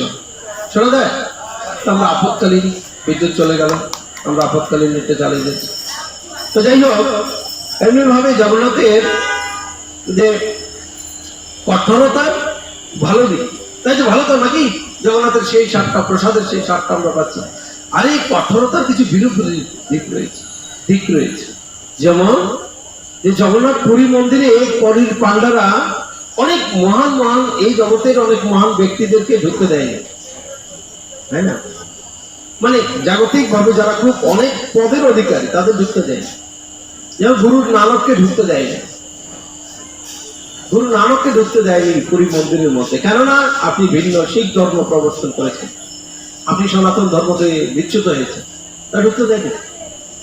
হ্যাঁ, নোবেল বিজয়ী বিশ্বকবি রবীন্দ্রনাথ ঠাকুরকে ঢুকতে দেয় না। কেন? আপনি ব্রাহ্ম সমাজ তৈরি করেছেন, আপনি বিধর্মী হয়েছেন, আপনি সনাতন ধর্ম থেকে বেরিয়ে গিয়েছেন, আপনি সনাতন ধর্মের লোক নন। তাই বিশ্বকবি রবীন্দ্রনাথ ঠাকুর ওনাকে ঢুকতে দেয়নি। তারপরে ভারতের প্রধানমন্ত্রী ইন্দিরা গান্ধীকে ঢুকতে দেয়নি। ইন্দিরা গান্ধী একবার সংবাদ পাঠালেন, আমি শ্রীমন্দিরে জগন্নাথকে দর্শন করতে আসবো। পুরীর পান্ডারা সংবাদ সম্মেলন করে বললেন, মাননীয় প্রধানমন্ত্রী, আপনি পুরী মন্দিরে আসবেন জগন্নাথকে দর্শন করতে, এটা আমাদের জন্য আনন্দের ভালো, আপনি আসুন দর্শন করুন। কিন্তু আপনি চলে যাওয়ার পর যতক্ষণ পর্যন্ত পুরীর রাজা এই জগন্নাথ মন্দিরকে পবিত্র গঙ্গার জল দিয়ে ধুয়ে না দিবে, ততক্ষণ পর্যন্ত আমরা জগন্নাথের ভোগ লাগাবো না। আচ্ছা ভাবুন তো, এই কথা শোনার পর আর প্রধানমন্ত্রী আসলেন না। কি জন্য ঢুকতে দেবেন না?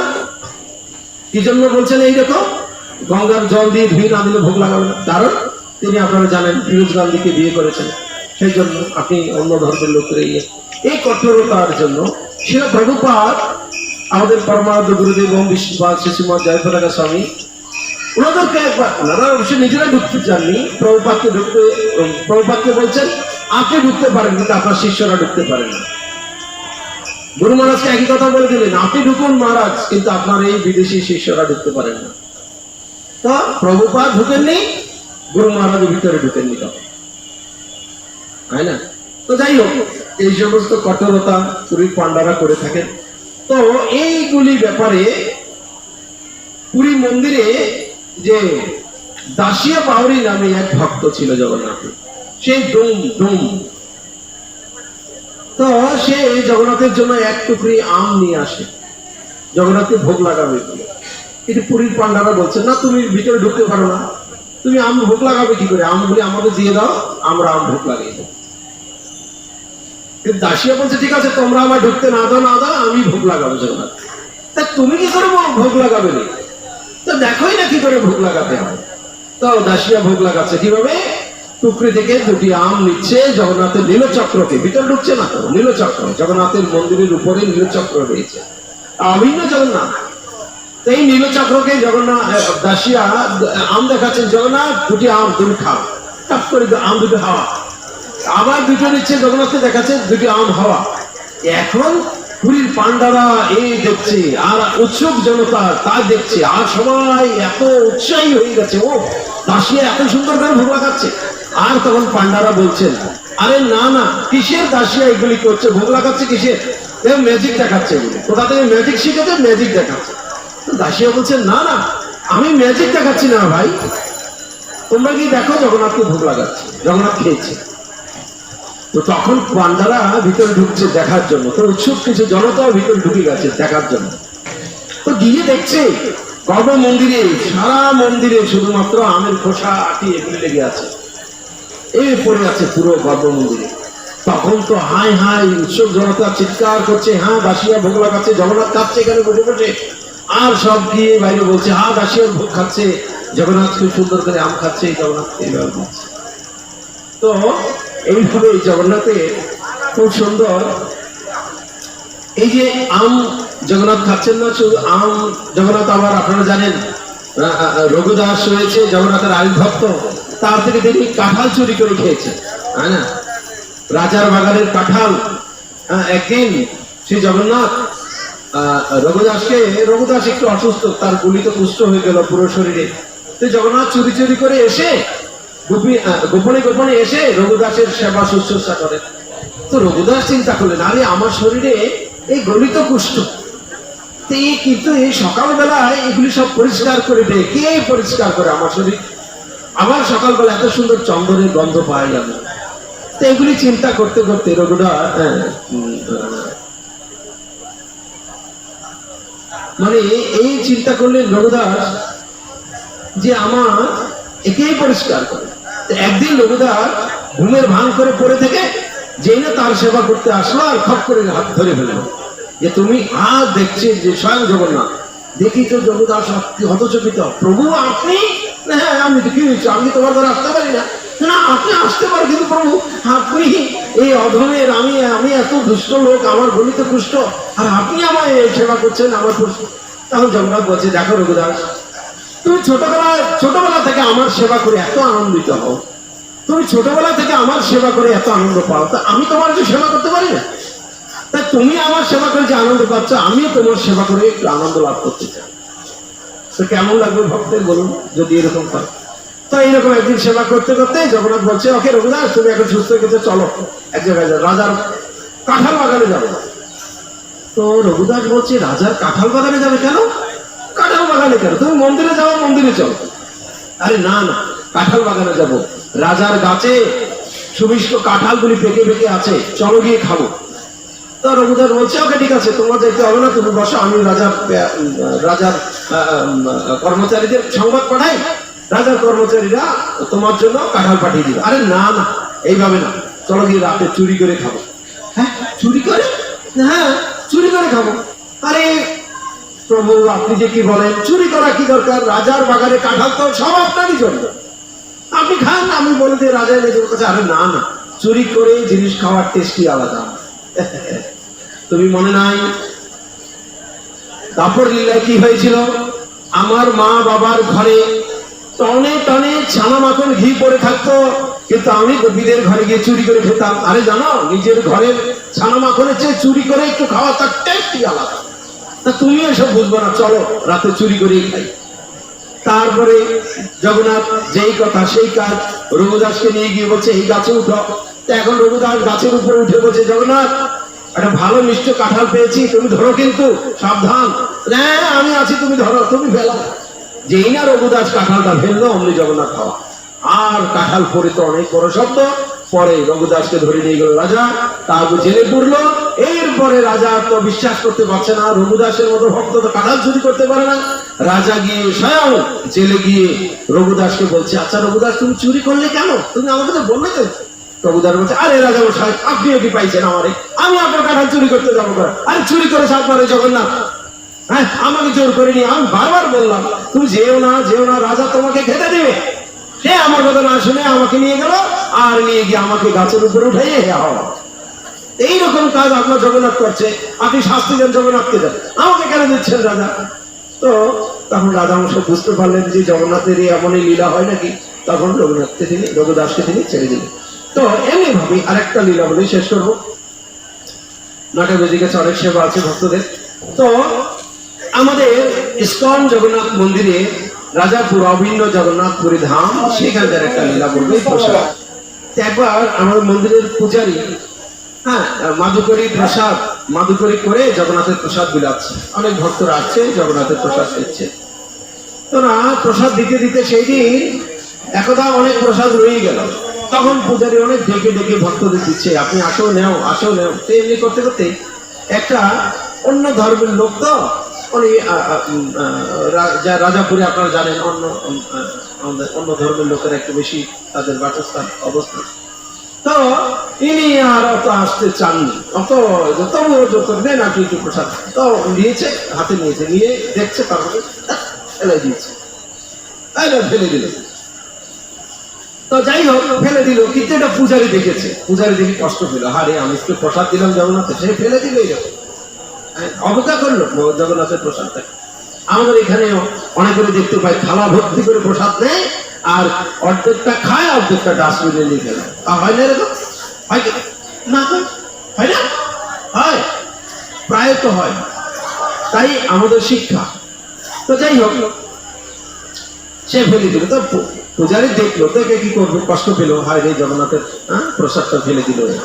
তো যাই, কিন্তু পরের দিন আবার প্রসাদ দিতে আসলো, প্রসাদ দিচ্ছে পূজারি, কিন্তু দেখলো দূর থেকে ওই লোকটা আর পরের দিনে দৌড়াই এসে বলছে, প্রভু আমাকে প্রসাদ দেয়, কালকে ফেলে দিল, আজকে আবার চাচ্ছ, তোমাকে দেবো না, প্রভু দয়া করুন প্রভু আমার কাছে। তো পূজারি বলছে, ভাই এ কি হলো, কালকে নিষেধ করে দিল, কালকে সে ফেলে দিল, আবার আজকে এরকম করে কান্না করে করে চাচ্ছে। তখন বলছে, কেন তুমি কালকে ফেলে দিলা, আজকে আবার চাচ্ছ? কিন্তু প্রভু কালকে ফেলে দিয়েছি বলে তো দেখছেন আমার এই দশা। কি হয়েছে? কালটা করে নিচ্ছে। কি হলো গালে? থাপ্পড় দিয়েছে প্রভু, থাপ্পড় খেয়েছি কালকে, আর জগন্নাথের প্রসাদ ফেলে দিব না আমি। তখন পূজারি তো আরো অবাক, থাপ্পড় খেয়েছে মানে? কে থাপ্পড় দিল তোমাকে?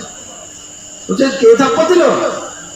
ওই যে প্রভু আপনাদের মন্দিরে এই যে সাদা মুখা আর এই যে হলদা মুখা, এই দুইজন, আর এই দুজনের মধ্যে এই যে হলদা মুখাটা খুব তেজি, খুব রাগী।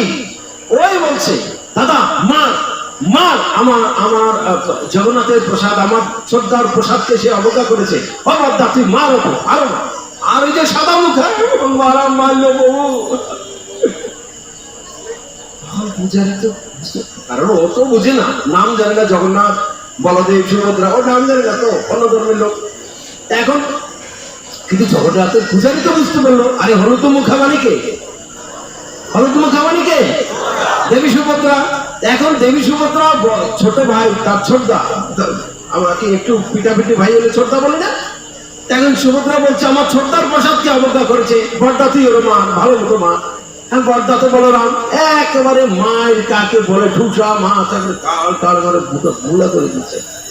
এখন মায়ের খাইয়ে, আর সুভদ্রা তো তেজি বেশি। তখন জগন্নাথ ক্ষমা করে দিয়ে জগন্নাথ বলছে, বড়দা থাক থাক, ছেড়ে দাও ওকে, আর মেরো না।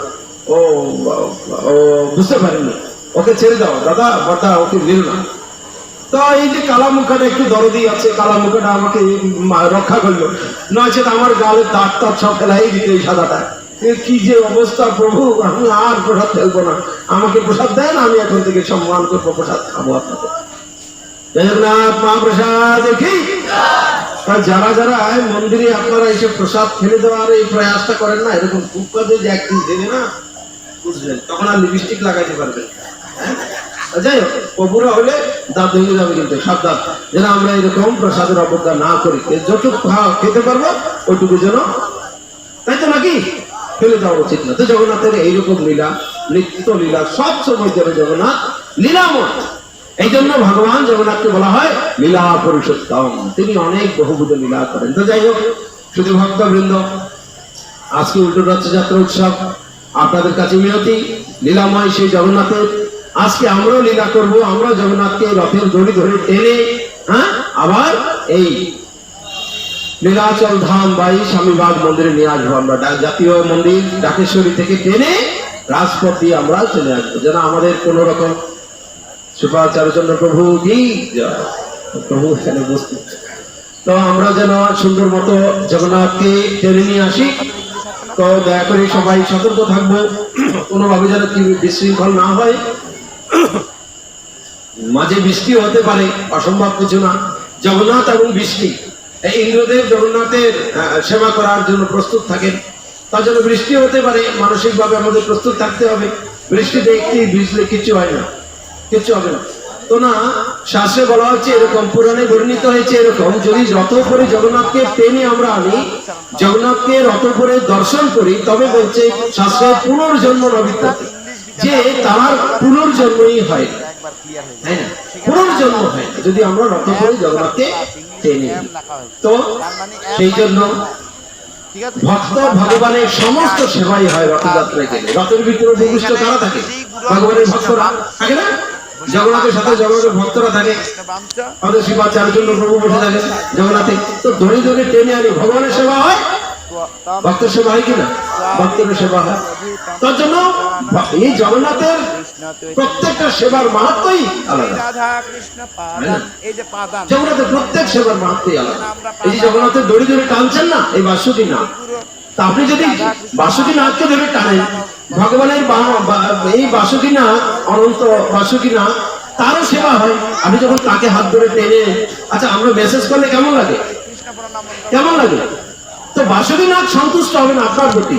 যদি আপনি রথের দড়ি ধরে টানেন, বাসুকিনাথ ভাবেন আমার ভক্ত আমাকে মেসেজ করছে। ভগবান কত শান্তি। তার জন্য প্রত্যেক যদি আমি বিস্তার আলোচনা করব, বিশাল প্রত্যেকটা পদক্ষেপ বলছেন। যদি আপনি জগন্নাথের রথের সম্মুখে আপনি হাঁটেন, কিচ্ছু করছেন না, আপনি কিচ্ছু করছেন না, আপনি কিচ্ছু করছেন না, শুধু হাঁটছো, আর কিছু না, আর কিছু করছি না, হাঁটছো। বলছে প্রত্যেকটা পদক্ষেপে, তাই না, বাষ্পীয় যজ্ঞের ফল লাভ হয়। প্রত্যেকটা পদক্ষেপ জগন্নাথের রথ। তো এইরকম প্রত্যেকটি কর্মকাণ্ড, জগন্নাথের রথ, জগন্নাথের সেবা সব মিলে আপনি এর সাথে যুক্ত হয়ে গেলেন। আপনি এর সাথে শুধু যুক্ত হয়ে যান, দেখবেন আনন্দই আনন্দ, কৃপাই কৃপা লাভ করতে পারে। যেমন এটা জগন্নাথের রথটা কেমন, বোবা মিষ্টির স্বাদ বলতে পারে না, যেমন, তাই না? বোবা যেমন মিষ্টির স্বাদ বলতে পারে না, বলতে পারে? আচ্ছা, বোবাকে যদি আপনি প্রথমে আপনি কুমিল্লার কুমিল্লার রসমালাই খাওয়ান, এখন রসমালাই খাওয়ার পর বোবাকে জিজ্ঞেস করেন, বোবা স্বাদটা কেমন হয়েছে, কি বলবে বোবা? আচ্ছা, তারপর আপনি চমচম খাওয়ান, টাঙ্গাইলের চমচম খাওয়ার পর এবার আপনি বোবাকে জিজ্ঞেস করেন, বোবা ভাই কেমন লাগলো এই চমচমটা তোমার, কি বলবে? তারপরে বলেন যে আপনি কাঁচাগোল্লা খাইছো, আপনি কাঁচাগোল্লা খাওয়া দিচ্ছ, কাঁচাগোল্লা খাওয়ার পর আপনি বোবাকে জিজ্ঞেস করুন কেমন হলো, কি বলবে? বলুন, কি বলবে বোবা? বোবা যেমন কথাই তো বলতে পারে না, ও মিষ্টির স্বাদটা বলবে কি? তাই জগন্নাথের সেবাটা কেমন, রথে অংশগ্রহণ করার সেবাটা কেমন, বোবায় মিষ্টির স্বাদ বলতে পারে না। তুমি প্রত্যেক পদক্ষেপে আপনি যদি শুধু হাঁটছো, আমি শুধু হাঁটছি জগন্নাথের রথের সঙ্গে সঙ্গে হাঁটছি, কীর্তনও করছি না, কিছু করছি না, বলছে তবুও বাষ্পীয় যজ্ঞের ফল প্রত্যেকটা পদক্ষেপ, প্রত্যেকটা পায়ে পায়ে। আবার অনেকে রিক্সার ভিতরে উঠে যায়, তাও কি এই আমি জানি না তাদের জন্য কি নীতি, কি নিয়ম, আমিও তো ভালো জানি না। তো যারা রিক্সা যায় তাদের কি পায়, তারা তো পায় যায় না, তারা তো পদক্ষেপ দিচ্ছে না, তাদেরটা আমি পড়িনি, জানিও না। তার জন্য স্বেচ্ছায় যেন কেউ আমরা হুন্ডা গাড়িতে চড়ে না যাই, হাঁটে হেঁটে আমরা যাই জগন্নাথে। তারপরে যদি কেউ সংকীর্তন করে, কীর্তন করতে করতে জগন্নাথের রথে যায়, তো ভাবুন একবার তার কিরকম। এইবার যদি কেউ রথের দড়ি ধরে, একে জগন্নাথের সেবা হয়, বাসুকি ভগবান, বাসুকির সেবা হয়, হ্যাঁ না, আবার রথ উপবিষ্ট ভগবানের সাথে তার ভক্তরা থাকে, তাদেরও সেবা হয়, ঠিক বহুবিধ সেবা। এত কৃপা আমরা লাভ করতে পারি। তো যাই হোক, আমি আর দীর্ঘায়িত করবো না।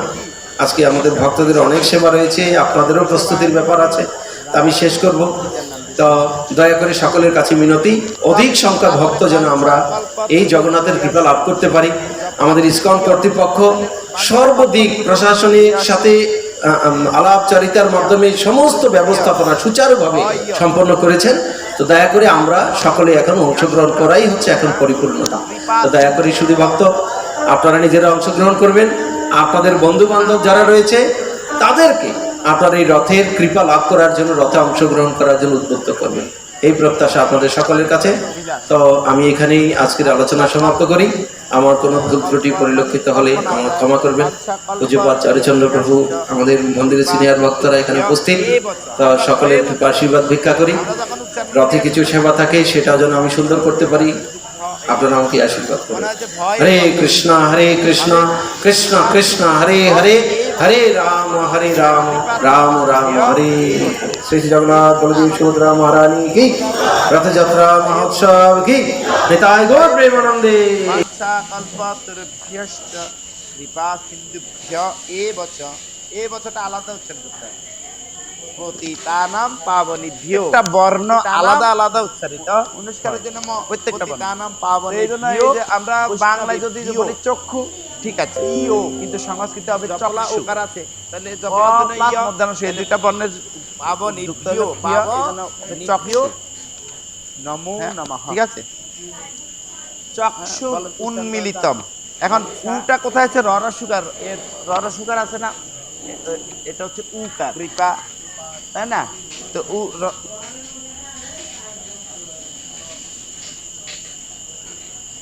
উচ্চারণটা জপলার জন্য ইয়, এটা পতিতানাম পাবনেভ্য, জপলা উকার আছে, পাবনেভ্য উর্মিলিতম, দন্তানাম অসংযুক্ত দীর্ঘিকারের আগে উটা যুক্ত হয়েছে, আর ররসুকার আছে না, এই জন্য হয়েছে চক্ষুর উন্মিলিত। এখানে নমঃ না, নমঃ, তো পতিতানাং পাবনেভ্য বৈষ্ণবেভ্য নমো নমঃ। এই যে কৃষ্ণ চৈতন্য প্রভু নিত্যা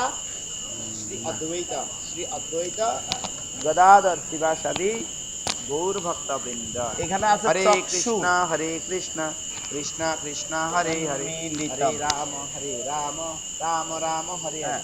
আচ্ছা, প্রভুপাদের তাহলে এই যে আমরা চক্ষু, এই নময়ম যদি ভাঙিয়ে লেখা হয় এরকম পৃষ্ঠায় ভূতলিমতে ভক্তি বেদান্ত স্বামী নীতি নামে নমস্তে, পরে পরে সারস্বতে, সারস্বতে আমরা বলবো তো, হ্যাঁ এটা আমি সরস্বতী দেবী আছে, এই চক্ষু উন্মিলিতম এটা বলতে পারেন অনেক, বা না আমাদের অনেক সিনিয়ররা ভুল করলে তাদের আপনি তো ভুল বললেন, এরকম নাম চক্ষু উন্মিলিতম, এই র উচ্চারণ করতে পারেন, আবার বিসর্গ ভাঙাই দিলে দেবে চক্ষু উন্মিলিতম বা চক্ষুর উন্মিলিতম। নমস্তে সারস্বতে দেবে গৌরবাণী, হ্যাঁ বলেন, প্রচারিণী, আমরা প্রচারিণী বলি, প্রচারিণী, পয়রাপলা উচ্চারণ করি না, প্রচারিণী বলি, প্রচার না না প্রচার, পয়রাপলা গৌরবাণী যখন মঙ্গলাচরণ করবেন প্রচার করে, আর এখানে প্রচার করতে যাওয়া যায়, দুইটা বাংলা অনুবাদ যখন বলবেন গৌরবাণী প্রচারিণী, পয়রাপলা উচ্চারণ করতে হবে। আচ্ছা, এই যে এটা কি বানান, এটা না না, তখন সংস্কৃত, আপনি বাংলাই বলবেন, মঙ্গলাচরণ আসবে, যখন শাস্ত্র বলি, হ্যাঁ যন্ত্র মন্ত্র শাস্ত্র, হ্যাঁ অস্ত্র শস্ত্র, আমরা অস্ত্র বলি, কি বলি? অস্ত্র শস্ত্র না, র না, ত্রয়পলা আছে, অস্ত্র যন্ত্র, কি জায়গায় চক্র উন্মিলিতম, এখানে উঠে উজ্জ আছে কেন? ঠিক আছে, রসিকার মানে যে মন্ত্র অন্তর্জাকে ইয়র মতো উচ্চারণ করতে হয়, মন্ত্র যন্ত্র বা জপলা থাকলে এটা হলো ইংরেজি, যেমন যমরাজ, এটা যমরাজ, যুধিষ্ঠির, তো সংস্কৃত আর ইংলিশটা কিন্তু ইংলিশটা কিন্তু এসেছে কিন্তু প্রকৃতি, সংস্কৃত হচ্ছে আদি ভাষা, প্রকৃতি সমস্ত ভাষা। আচ্ছা বলেন তো, মঙ্গলাচরণের 2 নম্বর সংস্কৃত থেকে সমস্ত ভাষা প্রভু আছে, কেউ স্বীকার করুক আর না করুক, কিন্তু এটা প্রথম লাইনটা বলেন, জপলা এবং অন্তর্কে ইয়র মতো উচ্চারণ করতে হয়, কেমন? যেমন জপলা কি হবে? প্রভু, বিদেশিরা উচ্চারণ চৈতন্য, ইংলিশ তারপরে কি ওয়ের উচ্চারণ কি হয়? কীর্তন, এটা উচ্চারণ করি আমরা, কীর্তন, মহাপ্রভু কীর্তন, তারপরে মহাপ্রভু কীর্তন, পরে কি হয়ে যাবে? নিত্য না নৃত্য, আচ্ছা চৈতন্য নিত্য মানে সব সময়, আর নৃত্য মানে না, সর্বস্ব কীর্তন নিত্য সর্বস্ব, এটা জন্য ইয় উচ্চারণ, আর অন্তর্কে ইয়, যেমন যমরাজ, আর অন্তর্জ আকার যদি থাকে তাহলে অন্তর্জের জন্য যদি ইয়ে হয় অন্তর্জ আকার ইয়া, অন্তর্জ রসিকার ইউ, অন্তর্জয়কার ইয়ে, অন্তর্জকার ইয়, বুঝতে পেরেছেন? তাহলে অন্তর্জয়কার দৈন্ত না হইলে তাহলে হবে ইয়ে ন, উচ্চারণ কি হবে? চক্ষুরুন মিলিতম ইয়, যেন না হলে কি হবে?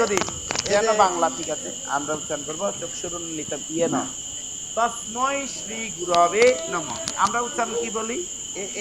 তস্মৈ শ্রী গুরুবে বলি, গুরুবে না, কি আছে? গুরবে, বইতে কি আছে দেখেন। এটা উচ্চারণ কি হবে? গুরবে। হ্যাঁ, আমরা অনেকে উচ্চারণটা শ্রী গুরবে, আমরা কর্তৃপক্ষ হবে, কর্তৃপক্ষ, ঠিক আছে? হ্যাঁ, তার রসিকার, হ্যাঁ, তাই বলি কি না? শ্রী চৈতন্য মনো তারে প্রশিকার কি কর্তৃপক্ষ হবিষ্টম না, অশ্রীপক্ষ না, বাংলায় হবিষ্টমে না, রিকার উচ্চারণ করি না আমরা রসিকার উচ্চারণ করি বেশি। মানে বৃষবাণু বলি, রিকারটাকে রসিকার বানাই দিই। হ্যাঁ, তো এই জন্য কর্তৃপক্ষ ভুল হবে। মহাপ্রভু বন্দে মানে বর্ণনা করি নৃত্য, ঠিক আছে? হ্যাঁ, যেমন হ্যাঁ, মহাপ্রভু কীর্তন অদাহ্য অয়ব, অটা করতে গেছে, অটা আছে এখানে, মূল শ্লোক আছে, আমার শ্লোকটা তো দেখতে হবে। আমার কথা বোঝা যাচ্ছে? অচ্ছেদ্য অয়ব, নাই। হটাকে অ হয়েছে, তাইলে মটা হসন্তযুক্ত হয়েছে, অটা করতে আসলে ওই যে স্বরবর্ণ ছাড়া ব্যঞ্জন বর্ণ উচ্চারিত হয় না, সেই অটা দাহ্য রাখা হয়ে অদাহ্য হয়ে শাস্ত্র শ্লোকের মধ্যে বেশিরভাগ অচ্ছেদ্য অয়ব আর 4 লাইনের শ্লোক অল্প সংখ্যক আছে, আর 1 লাইনে আর 3 লাইনের শ্লোক খুবই কম আছে। প্রথম অধ্যায়ের 26 নম্বর শ্লোক আর 36 নম্বর শ্লোক হচ্ছে 3 লাইনের, আর 22 নম্বর শ্লোক হচ্ছে যেমন কর্ময়া সহ যোদ্ধব্যম অস্মিন রণ সমুদ্রমে, এটা 1 লাইনে 22 নম্বর শ্লোক, হ্যাঁ ঠিক না? আবার 26 নম্বর আর 36 নম্বর শ্লোক হচ্ছে 3 লাইনের, আর বেশিরভাগ শ্লোক হচ্ছে 2 লাইনের শ্লোক। তো 2 লাইনের শ্লোকের উচ্চারণ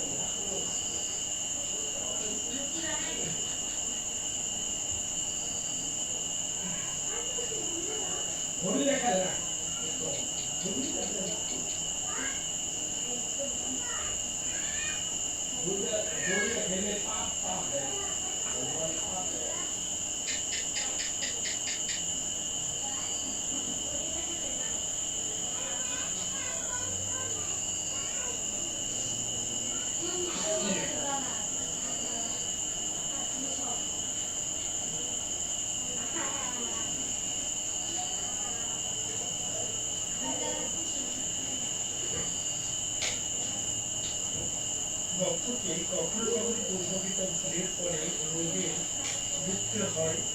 তো আজকে আমরা এই বিষয়টি নিয়ে আলোচনা করব। শ্রীমদ্ ভাগবত দশম স্কন্ধ চতুর্থ অধ্যায়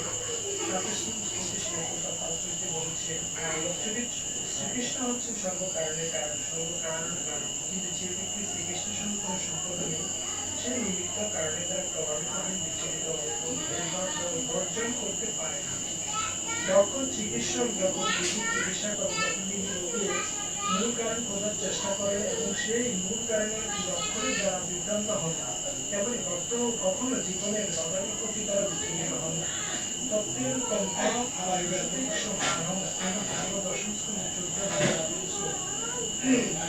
ভক্ত বুঝতে পারেন যে তিনি যখন দুঃখ দুর্দশা ভোগ করেন সে তার পূর্বকৃত পারস্পর্যেরই ফল এবং ভগবানের কৃপায় সে ফল অত্যন্ত লঘু হয়ে গেছে। অর্থাৎ অল্প প্রতিক্রিয়া দ্বারা ভগবান তার পাপকর্মে বিবৃতি সাধন করেছেন।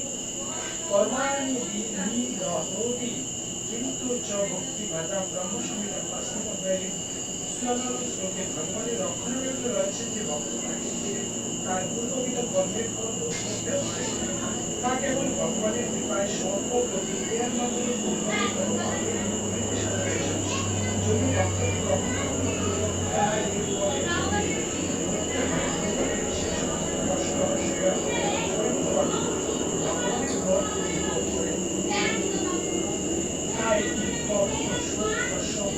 ইত্যাদি জড় অবস্থা দ্বারা প্রভাবিত হয়। ভক্ত কখনো কোনো কিছু